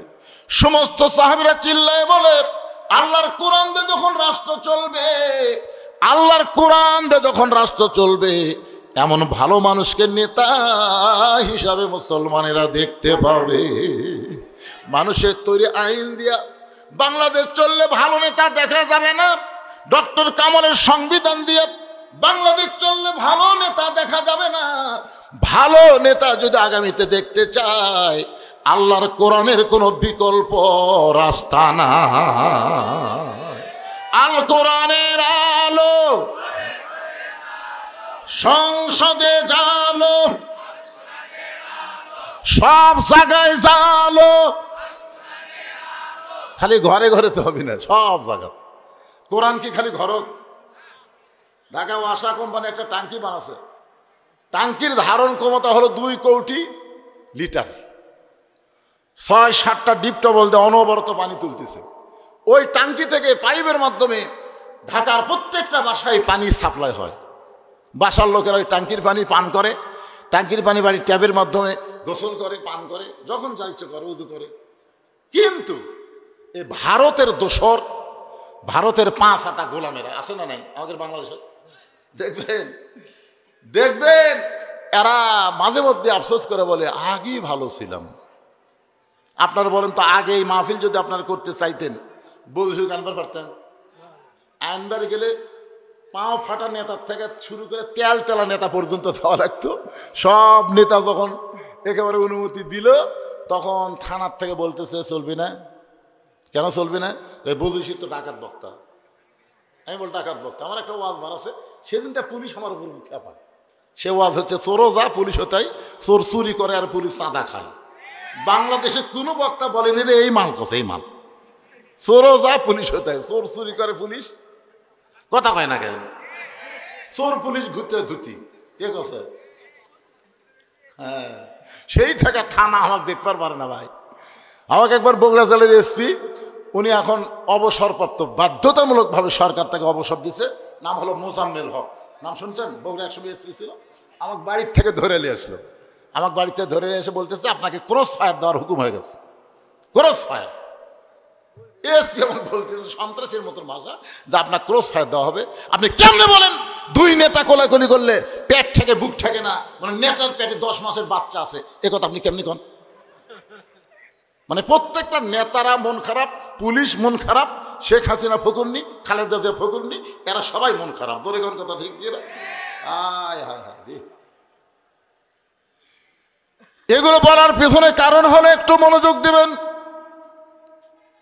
ওই ওয়াসা কোম্পানির ট্যাঙ্কি থেকে পানি প্রত্যেকটা বাসায় সাপ্লাই হয় পাইপের মাধ্যমে, কিন্তু দেশীয় শত্রু আর ভারতের দালাল আছে না নাই, এরা গভীর রাত্রে ট্যাঙ্কির ছাপনা খোলে, ওই ট্যাঙ্কির ভিতরে একটা মরা মোষ ঢুকে দিচ্ছে, একটা মরা মোষ ঢুকে দিছে, ঢুকাতে আবার ছাপনি লাগা দিছে। এই মোষটা আস্তে আস্তে ফুলে উঠতেছে, পচতেছে, পচে গোলা গোলা গোলা গোলা প্রত্যেকটা বাসাত ওই পানিগুলো চলে যাচ্ছে। মরা মোষের সাথে পানির যদি একটা ধাক্কা খায় তাহলে পানি পাক থাকে না, নাপাক হয়। এখন এই পানিগুলো বাসার যাচ্ছে, বাসার লোকেরা গিলাসের মধ্যে পানি নিয়ে কোরআন শরীফ পড়তেছে, ওয়াসাকাহুম রাব্বুহুম শারাবান তাহুরা। আপনি যতই কোরআন পড়ে পানি পান করেন, পানি পাক হবে না যতক্ষণ পর্যন্ত ট্যাঙ্কি পবিত্র না হবে। ধরে কোন কথা ঠিক কিনা? এই ট্যাঙ্কির নাম হলো সংসদ। আগামী ইলেকশনে আমরা 300টা ভালো মানুষ ওই সংসদ পাঠাবো, যারা কোরআন শরীফ বুকে নেয় সাইদি হুজুরের মতন আদালতে যায়। সাইদি হুজুর যতবার আদালতে গেছে কোরআন শরীফ আছে না নাই? ধরে কেন আছে না নাই? হ্যাঁ, এইরকম 300 ভালো মানুষকে আমরা সংসদে পাঠাবার চাই। কোনো চোর, বাটপার, দুর্নীতিবাজ, এই মমতাজের মতন পাগলি, মাহিয়া মাহির মতন জোকার, ফেরদৌসের মতন নায়ক, এই শালারা যেন সামনে চান্স না পায়। ধরে কোন কথা বলেন না কেন?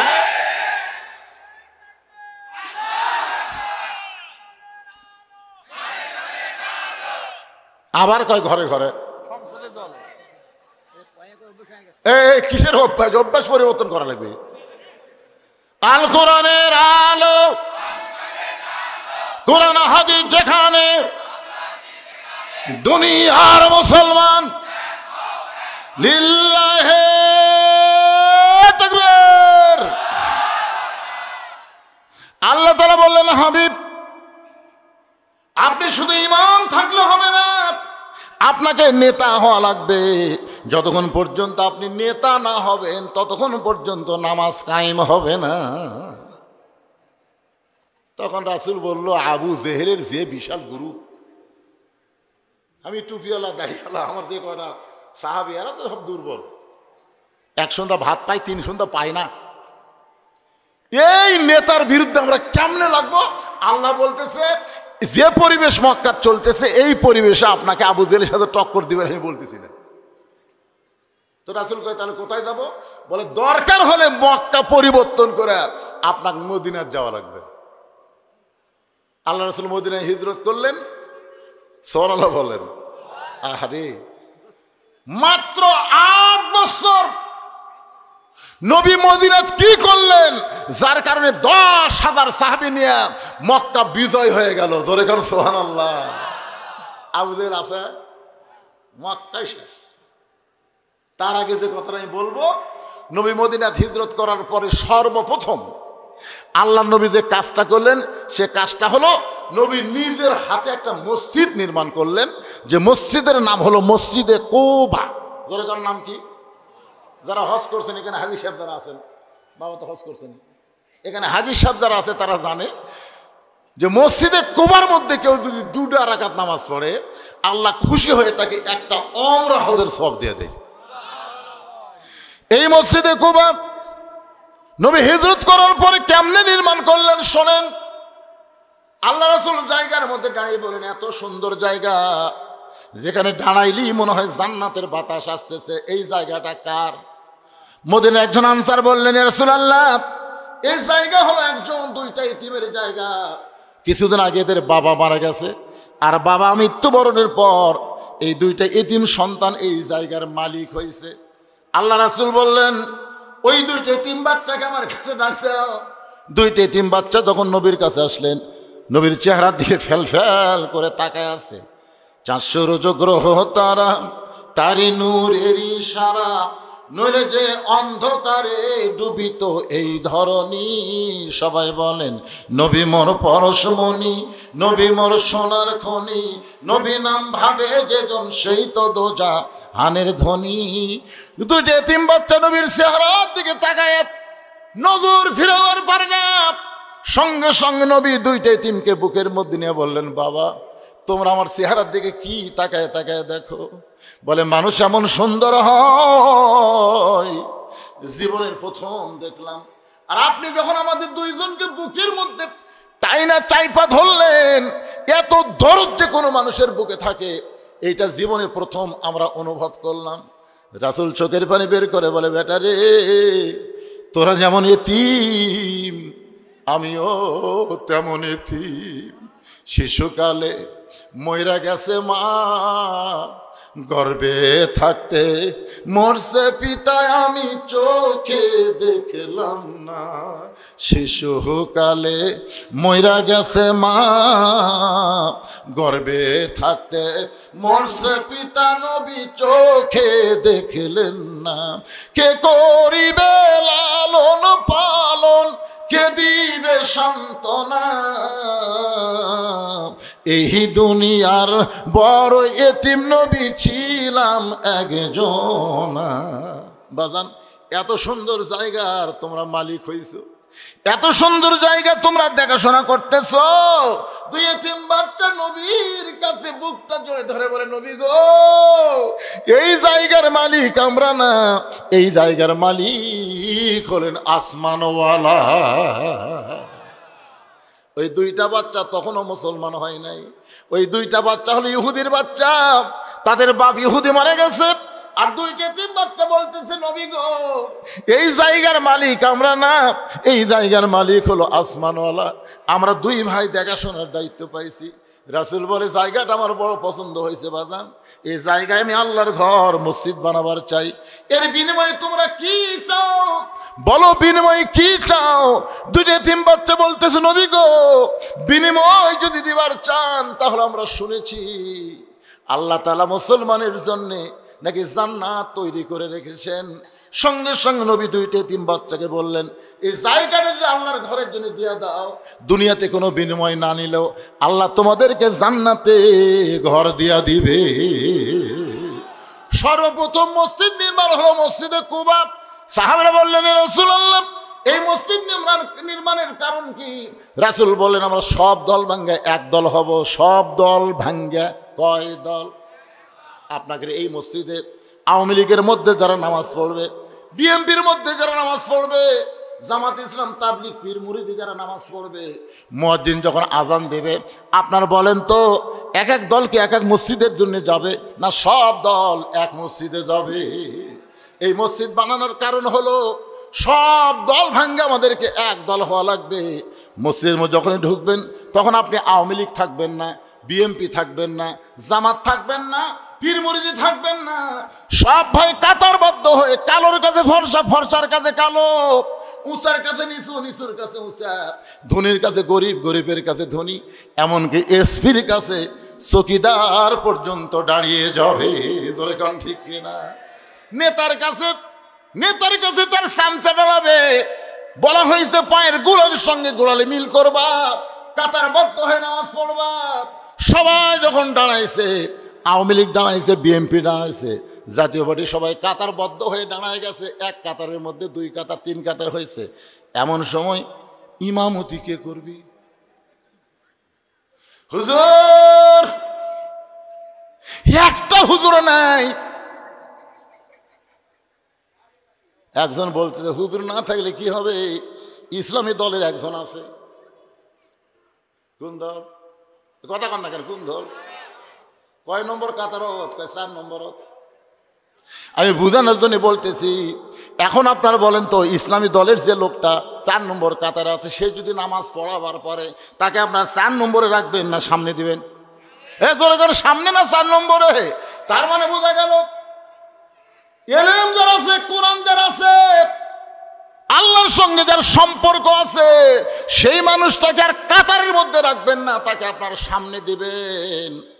এখন যদি আগামীতে বাংলাদেশ আপনারা চালাবার চান, তাহলে বাংলাদেশ চালাইতে গিয়ে কাকে আপনারা সামনে দিবেন চিন্তা ভাবনা করার দরকার আছে না নাই? মসজিদের মধ্যে যদি জামাতপন্থী একটা লোক ইমাম হয়, আপনি নিয়ত করার সময় কি বলেন? ইক্তেদাই তো বিহাদাল, ইমাম কন না রাজাকার কন? কথা কন না কেন? ইমাম কন। তার মানে বোঝা গেল মসজিদের মধ্যে আপনারা ইমাম মানবেন, সমাজের মধ্যে নেতা মানবেন না। এইটা কিন্তু নামাজের শিক্ষা না। নামাজের শিক্ষা হলো মসজিদের নেতাও যিনি, সমাজের নেতাও হবেন তিনি। ধরে কারণ ঠিক কিনা? এইটাই কিন্তু নামাজের গুরুত্ব ভাইজান। এই নামাজ কিন্তু সব মানুষকে এক কাতারের মধ্যে নিয়ে আসে। এই কারণে নামাজ কায়েমের কথা বলা হয়েছে। নামাজ পড়লে মানুষ মুনাফিক হবে। জামাতবদ্ধ একা একা যদি কেউ নামাজ পড়ে, সেই ব্যক্তি মুনাফিক হবে। একটা মুনাফিকের সিমটম আপনাদের কাছে বলতেছি। বহুদিন বউকে বউ বলেছে, ভিক্ষা যদি করবার চান বাদশাহ শাহজাহানের কাছে যান। বাদশাহ শাহজাহানের কাছে গিয়ে কান্দা কান্দা করবেন, এমন ভিক্ষা দিবে আর কোনোদিন ভিক্ষা করা লাগবে না। এখন বইয়ের বুদ্ধি শুনে ফকির চলে গেছে বাদশাহ শাহজাহানের রাজ দরবারে। একজন মন্ত্রীকে বলতেছে বাদশাহ কোথায়? বলে বাদশাহ ওই ঘরের মধ্যে ঢুকছে। ফকির ঘরের মধ্যে দিয়ে দেখে ঘরের দরজা বন্ধ, একটা জানালার পাল্লা খোলা আছে। এই জানালার পাল্লা দিয়ে তাকায় দেখে গোটা ঘরের মধ্যে একজন মাত্র মানুষ 2 হাত তুলে কাঁদতেছে আর বলতেছে, ও বাদশার বাদশাহ, তোমার দরবারে আমি ফকির, আমি ফকির। ফকির বলে চোখের পানিতে গাল ভিজে দেয়। ফকির চিন্তায় পড়ে গেল, বইয়ের বুদ্ধি শুনে আসলাম বাদশার কাছে। আয়সা দেখি বাদশাহ নিজেই ফকির হয়ে কাঁদতেছে। বাদশাহ যদি নিজেই ফকির হয়, তাহলে আমার মতন ফকির তো পাওয়ার কিছুই নাই। মন খারাপ করে যখন ফকির চলে যাচ্ছেন, এমন সময় দারোয়ান বলতেছে, বাবা আপনার কি বাদশার সাথে দেখা হয়েছে নাকি? ফকির রাগ করে বলে, এ দারোয়ানের বাচ্চা দারোয়ান, খালি দরজা পাহারা দেশ, ভিতরের খবর জানিস না? ভিতরের খবর যদি জানিস তাহলে এরকম বলতে পারতিস না। তোরা যাকে বাদশাহ বাদশাহ বলে পূজা করতেছিস, আমি নিজের চোখে দেখলাম ফকির হয়ে কাঁদতেছে। সব দারোয়ান ফকিরকে ধরেছে। এমন সময় বাদশাহ শাহজাহান মুনাফিক বের হয়েছে। ধরে কান কে বের হয়েছে? কথা কয় না। মুনাফিক বের হয়েছে, কারণ একলা নামাজ পড়ে, জামাতে নামাজ পড়ে না। জামাতে নামাজ পড়লে তার মধ্যে কোনো অহংকার থাকবে না। তেলতলা পায়ের কাছে ফাটা পা জোড়া লাগবে। জোরে কোন কথা ঠিক কিনা? কিন্তু একলা একলা যখন নামাজ পড়ে, নিজে কিন্তু হাসি না, তাহাজ্জুদ নামাজ পড়ে, যায় নামাজ খোঁজে। জোরে কোন কথা ঠিক কিনা? কিন্তু একলা একলা বাদশাহ শাহজাহান একলা একলা কাহিন ফকির ফকির ফকির, চোখ দিয়ে পানি ছাইড়া দিস। সব দারোয়ান ধরে, কেউ কিল মারে, কেউ ঘুষি মারে। ফকির চিল্লে বলে, যতই মার মারিস না কেন, নিজের চোখে দেখা জিনিস মিথ্যা বলা যাবে না। এমন সময় বাদশাহ শাহজাহান বলে, রে দারোয়ানরা, কারে মারতেছো, কেন মারতেছো? বলে, জাহাপনা, জানলার কাছে গিয়ে কি দেখলাম, আপনার মতোই একজন মানুষ 2 হাত তুলে বলতেছে, ও বাদশার বাদশাহ, তোমার দরবারে আমি ফকির, আমি ফকির। সঙ্গে সঙ্গে বাদশাহ শাহজাহান নিজের গালে নিজে ফর দিয়ে বলে, আমি মুনাফিক, আমি মুনাফিক। আমি আল্লাহর ঘরে যতক্ষণ ফকির সাজি ততক্ষণ, আর আল্লাহর ঘর থেকে বের হলেই আমি বাদশাহ হয়ে যাই। আল্লাহর ঘরে ফকির হবে, নিজের ঘরে বাদশাহ হবে। এরা মুসলমান না, এরা হলো মুনাফিক। জোরে বলেন ঠিক কিনা? বলতেছে আমি মুনাফিক, আল্লাহর ঘরে যতক্ষণ ফকির সাজি, ফকির হই না, সাজি। কি মসজিদে যখন যাবেন তখন এক রূপ, মসজিদ থেকে বার হবেন আর এক রূপ। এটা হলো চলবে না। নামাজের মাধ্যমে, জামাতের মাধ্যমে আল্লাহ প্রত্যেকটা মুসলমানকে ভাই ভাই বানায় দিবে। ধরে কোন কথা ঠিক কিনা? আপনি দুপুরের আগে ভাত খাচ্ছেন, খেয়ে নামাজ পড়ার গেছেন, ভাই খালি ঢেকুস মারতেছেন, পেট উঁচা হয়ে আছে, 4 তরকারিতে ভাত খাচ্ছেন। আপনার পাশে একজন কাতার সোজা করতেছে, ওই আজকে 2 দিন হলো আর বাড়িতে খাওয়াই নাই। আপনি কি খালি গোড়ালি ঠিক করলে হবে না ভুঁড়িও ঠিক করা লাগবে? এই জন্য আল্লাহ রাসূল বলেছেন, নামাজের সালাম ফেরানোর পরেই তোমার ভাইটার তুমি হাত ধরবা। হাত ধরবো ভাইজান, তোর বাড়ি কোথায় ভাই? আজকে তোমার খবর কি? হাল হাকিকত জানবা?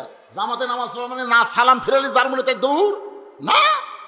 প্রত্যেকটা মুসলমান, কুল্লু মুসলিম ইখওয়া, প্রত্যেকটা মুসলমান ভাই ভাই, এই পরিচয় জামাতের মাধ্যমে দেওয়া লাগবে। জোরে কর কথা ঠিক কিনা?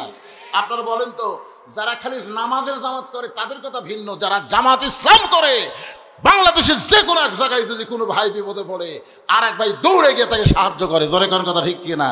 খালি নামাজের জামাত করলে হবে না, ইসলামেরও জামাত করা লাগবে, ইসলামেরও দল করা লাগবে। কথা আমার বুঝতে পারতেছেন?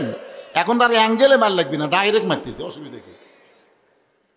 একটু মনোযোগ দিয়ে শুনবেন। আল্লাহর বান্দারা যে আয়াতে কারিমা তেলাওয়াত করেছি, আস্তাইনু বিস-সাবরি ওয়াস-সালাহ ইন্নাল্লাহা মা'আস-সাবিরিন। যদি আমরা আল্লাহর কাছে কিছু পাবার চাই তাহলে ধৈর্য আর নামাজের ভিতর দিয়ে চাই। এটা বললেন কেন? কারণ আমরা সব জায়গায় ধৈর্য, একটা জায়গায় আমাদের ধৈর্য কম, সে জায়গা হলো মসজিদ। জোরে কোন ঠিক কিনা? আপনারা বলেন তো, কোন জায়গায় যে আপনার বেশি ঘড়ি দেখেন? সবাই বলতেছেন না। যদি মসজিদে একটা দেওয়াল ঘড়ি থাকে আর আপনার হাত ঘড়ি থাকে, আপনি কমপক্ষে 3 বার দেখবেন। দেখার পরে পাশের ডাক বলতেছেন, কে ভাই আর কয় মিনিট? বলছে এখনো 3 মিনিট আছে ভাই। হামনে আস ফেলে বলতেছে এখনো 3 মিনিট ভাই। তখন বলতেছে আজ ঘড়ি লড়তেছে না ভাই রে।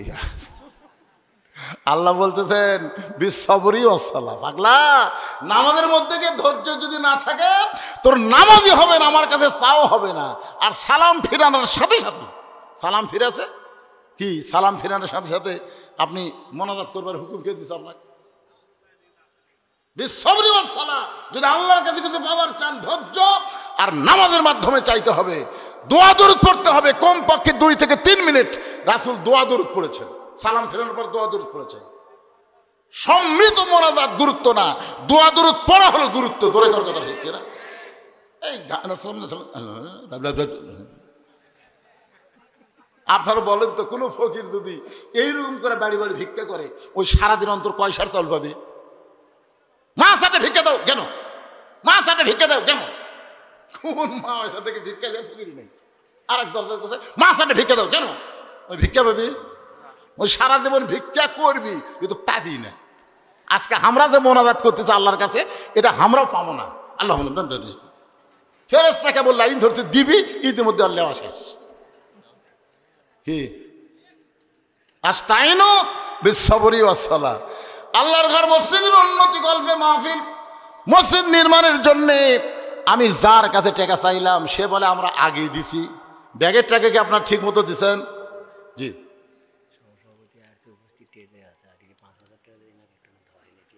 সহসভাপতি আতাউর রহমান উনি আসছেন? কোথায় আতাউর রহমান ভাই? কোথায়, কখন আসছেন?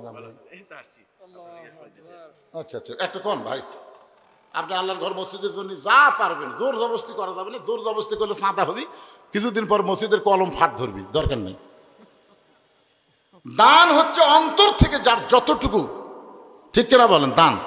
আর যখনই বলবেন এত দেওয়া লাগবে তখন চাঁদা। মসজিদের জন্য আমরা দান চাবো, চাঁদা চাবো না, ঠিক কিনা বলেন?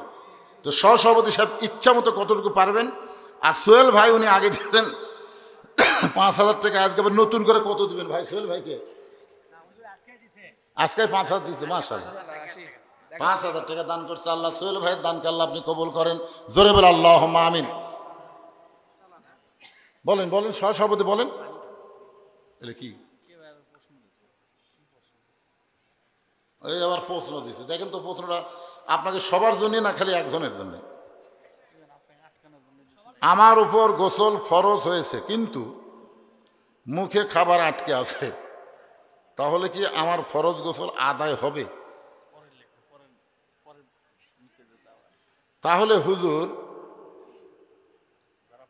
পান খায় তাদের তো দাঁত আটকে থাকে, তারা কি গোসল আদায় হবে? যারা পান খায় তারকে আটকে থাকে, তুমি খাড়াইতে দেখছা? যদি না দেখো তাহলে তুমি মিথ্যাবাদী হবে। কারণ যে লোক পান খায় তার দাঁতের মধ্যে পান আটকে থাকে, আটকে যদি থাকে তাহলে তো অবশ্যই হবে না।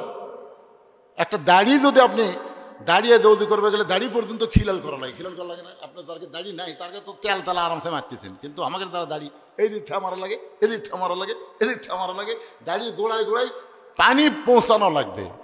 তাহলে যারা পান খায় ওরা কি পান থুয়ার কি সে হুঁশ নাই? সব পরিষ্কার করবে।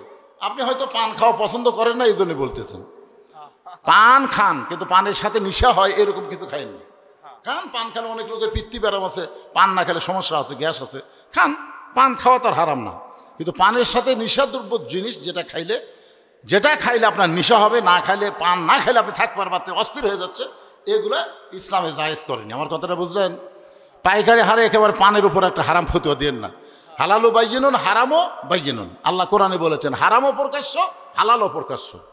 যেটা হারাম না সেটা হারাম বলা কবিরা গুনাহ, আর যেটা হারাম সেটা হালাল বলাও কবিরা গুনাহ। আমার কথা কি বুঝলেন? এই জন্যে ফতোয়ার ব্যাপারে একটু সতর্ক হবেন ইনশাআল্লাহ।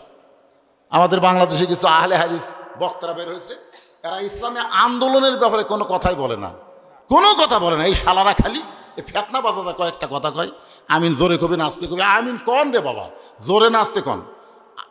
তারাবির নামাজে রমজান মাস আসতে শুরু হয়ে যাবে। আমাকে এলাকা তারা আহলে হাদিস লিখতেছে না, সৌদি আরবে কাম করবে গেছিল, 4 বছর কাম করে এসে উনি এক মুফতি হয়ে গেছে। কয় না না, তারাবি আমরা 8 রাকাতের উপর পড়িনি, তারাবি হচ্ছে 8 রাকাত, আমরা হুজুরা পড়ি 20 রাকাত, ওই আসে ফতোয়া দিছে 8 রাকাত।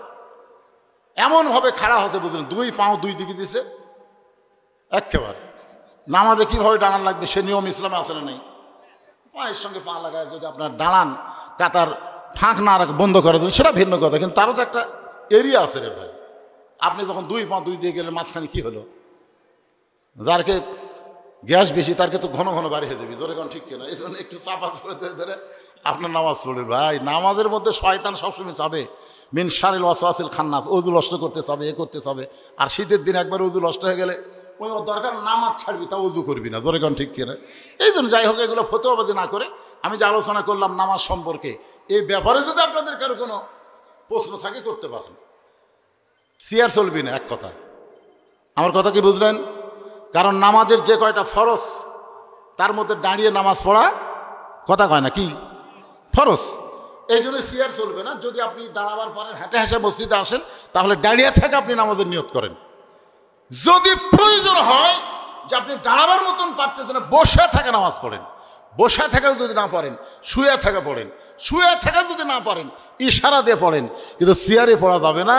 কারণ লিল্লাহি কানিতিন, আল্লাহ বলেছেন কুমু লিল্লাহি কানিতিন, আনুগত্য নিয়ে আমার সামনে দাঁড়াও। সিয়ারে বসলে আনুগত্য হয় না ভাই, সিয়ারে বসলে ভিতরে একটা ভাব তৈরি হয়, জোরে কোনো কথা ঠিক কিনা? আল্লাহ পাক আমাদের সবাইকে আনুগত্য নিয়ে, মোটামুটি ধৈর্য নিয়ে আল্লাহর নামাজ পড়ার তৌফিক দান করুক। সকলে বলে আল্লাহুম্মা আমিন। আমার সম্মানিত মা বোনেরা, পর্দার অন্তরে যারা বসে আছেন তারা চিন্তা করতেছেন, হুজুর আজকে ওয়াজের শুরু থেকে পর্যন্ত শুধু নামাজের ওয়াজ করলেন, আমাদেরকে কোনো ওয়াজ করবেন না? আমি মেয়েদের জন্য বলতেছি, মা নামাজ শুধু পুরুষ মানুষের জন্য না, মেয়েদের জন্যও নামাজ। কিন্তু মেয়েরা নামাজ পড়ার আগে তাদের গুরুত্ব হবে পর্দা। রাসূল বলেছেন, পর্দা যদি কোনো মেয়ের কমজোরি হয়, তার নামাজ রোজা হজ জাকাত কোনোটা আল্লাহর দরবারে কবুল হবে না। মেয়েদের যত আমল আছে, আমল বিল আরকানের মধ্যে 1 নম্বর আমল হলো পর্দা। আমার মা বোনেরা পর্দার মধ্যে থাকবেন। আল্লাহ কোরআনে বলেছেন, অকরনা ফি বুয়ুতিকুন্না ওয়ালা তাবাররুজনা তাবাররুজাল জাহিলিয়াতিল উলা। রাসূল বলেন, ফাতেমা শুধুমাত্র পর্দা নিশি হওয়ার কারণে আল্লাহ তোমাকে জান্নাতি নারীদের নেত্রী হিসাবে কবুল করেছে। ফাতেমা এমন পর্দা নিশি ছিলেন। গত বছর আপনাদের ওয়াজ শোনাইছি, গভীর রাত্রে দুনিয়া থেকে বিদায় নিয়েছেন। হযরত আলী গভীর রাত্রে দাফন করার পরে আল্লাহর কাছে বলতেছে, আল্লাহ আমার ফাতেমাকে তুমি কবুল করে নাও। এ দোয়া করার পরে তাকায় দেখে সামনে কয়েকটা পুরাতন কবর দেখা যায়। এইমাত্র ফাতেমার নতুন কবর দিছে, সেই নতুন কবর আর জান্নাতুল বাকির মধ্যে নাই। পুরাতন কবরের মধ্যে জানে হযরত আলী চিৎকার করে বলতেছে, ফাতেমার কবর, ফাতেমার কবর। কে যেন ডাকতে বলে, আলী রে, ফাতেমা পর্দা নিশি। আমি আল্লাহ জোহরা ডিগ্রি দিয়া ফাতেমার কবরটাকে কিয়ামত পর্যন্ত পর্দা করেছি। আমার মা বোনদের জন্য বলতেছি, মা সব সময় পর্দার মধ্যে থাকবেন, পর্দাকে গ্রহণ করবেন, পর্দার মধ্যে ইবাদত করবেন। পর্দার মধ্যে শালীনতা বজায় রাখলে আল্লাহ তাআলা রহমত বরকত ওই বাড়িতে দিয়ে দিবে। ধরে কোন সুবহানাল্লাহ। পর্দা নিশি নারীর সন্তান ভালো হবে। এই সন্তান দুনিয়াতে আসবে, সিজার করা লাগবে না। কারণ কোনো পর্দা নিশি মেয়ে সিজার করবে না, কারণ সিজার করবার গেলে মেয়ে ডাক্তারের চাইতে পুরুষ ডাক্তারই বেশি। ধরে কোন ঠিক কিনা? নাড়া ছাড়া পেট কাটবে, নাড়া ছাড়া পেট কাটবে, এটা অনেক পর্দা নিশি মেয়েরা পছন্দ করবে না। দরকার হলে মরে যাব, কিন্তু পরপুরুষ আমার পর্দার জায়গায় হাত দিব। এই জন্য তারা নরমালে বাচ্চা নিবে। নরমালে বাচ্চা তো আগে সবাই নিছে। এই টেজের উপর আমরা যত মানুষ বসে আছি, আমাদের মধ্যে একটা ব্যক্তিও নাই সিজার করা আছে। দেখেন, একটাও সিজার করা নাই। তার মানে আপনারা কি মনে করতেছেন, আমাদের মায়েরা, আমাদের দাদিরা কি মারা গেছে নাকি? এমন কথা বলা হয়েছে, কি বলবো, প্রসবের কথা। মা বিনে সেই ব্যথা কেউ তো বুঝিবে না। মাজন ঠেকিয়া সন্তানের দায়, ওয়াকালে মা মারা যায়। মায়ের পায়ের তলে আল্লাহ জান্নাত দেওয়ার কারণে একটাই, মা কষ্ট সহ্য করে সন্তানকে প্রসব করে। জোরে গান সুবহানাল্লাহ। কিন্তু এখন সিজার, এই যে সিজার করার কারণে আমাদের ছেলেরা যে দৌড়াদৌড়ি করতেছে, মাহফিলে বসতেছে না, কারণ কি জানেন? জন্মের 2 দিন আগে ওর মায়ের পেট কাটছে। ওর তো নর্মালি জন্ম হবে 2 দিন পরে, নর্মালি হবে, কিন্তু ওর মায়ের অধৈর্যের কারণে 2 দিন আগে পেট কাটে থেকে ওর ঘুমই ভাঙেনি। আপনারা যেখানে সিজার করে খোঁজ নিয়েছেন, আমি নার্সের কাছ থেকে খোঁজ নিয়েছি যে সন্তান যখন ঘুম ভাঙে না, তখন ঘুম ভাঙানোর কারণ কি জানেন? এই 2 পাও ধরে এরকম একটা, আমার দিকে তাকান, মাথার উপর তুলে এইরকম একটা ঘুরান দেয়। ওই ঘুরানে ওই বাচ্চা মাথার ঝাঁকি খায়, কান্দে ওঠে, করে কান্দে ওঠে। এই যে ঝাঁকি খাওয়া খালো, এখন মোবাইল ছাড়া ভাত খায় না, মোবাইল ছাড়ার কান্না বন্ধ হয় না। যেই ছোট বাচ্চা মোবাইল ছাড়া ভাত খায় না, মোবাইল ছাড়া কান্না বন্ধ হয় না, এরা কোনোদিন কোরআনের কর্মী হবে না, এরা মেসি নেইমারের সাপোর্টার হবে। জোরে জোরে কথা ঠিক কিনা? আমি আমার মা বোনদের জন্য বলি, বাংলাদেশে 3টা জিনিস খুবই গুরুত্বপূর্ণ। একটা হলো বড় ডাক্তারের বইয়ের কোনোদিন সিজার লাগে না। 2 নম্বর, মৌলানার বাড়িতে কোনোদিন মিলাদ হয় না। 3 নম্বর, পীরের বউ কোনোদিন মুরিদ হয় না। আপনার খেয়াল করে দেখবেন, আমাদের বগুড়া জেলার যত বড় ডাক্তার আছে, একটা ডাক্তারও সিজার করে বাচ্চা নেয়নি, সব নর্মালে বাচ্চা আছে। আর মৌলানা যারা, এরকে বাড়িতে কিন্তু মিলাদ হয় না, এরা পরের বাড়িতে পড়ায়, কারণ জানে মিলাদ একটা ফাও জিনিস, খামাখাটে করছে না। আর একটা হলো পীরের বউ মুরিদ হয় না, কারণ হলো পীরের বউ জানে আমার পীর মাঝে মধ্যে মুরিদের বইয়ের দিকে চোখ মারে, এই লুচ্চার হাতে মুরিদ হমো। বাংলাদেশের অধিকাংশ পীরই হচ্ছে লুচ্চা। রামকরণ কি লুচ্চা? এই শালা লুচ্চারা বাংলাদেশে কখনো চাবে না যে আল্লাহর কোরআন দিয়ে বাংলাদেশ চলুক। জোরে গান ঠিক কিনা? আপনারা জানেন এই কোরআনের বিরুদ্ধে সবসময় 3 দল আছে। এক দল হচ্ছে আবু জেহেলের মতো রাষ্ট্রীয় শক্তি, 2 দল হলো কোটিপতি পুঁজিপতি, তারা সুদ খাবে, যাকাত দিবে না, কোরআনের আইন তারা বাংলাদেশে বলবৎভাবে দিবে না। জোরে গান কথা ঠিক কিনা? আর একটা হলো ধর্ম নিয়ে যারা ব্যবসা করে খাচ্ছে।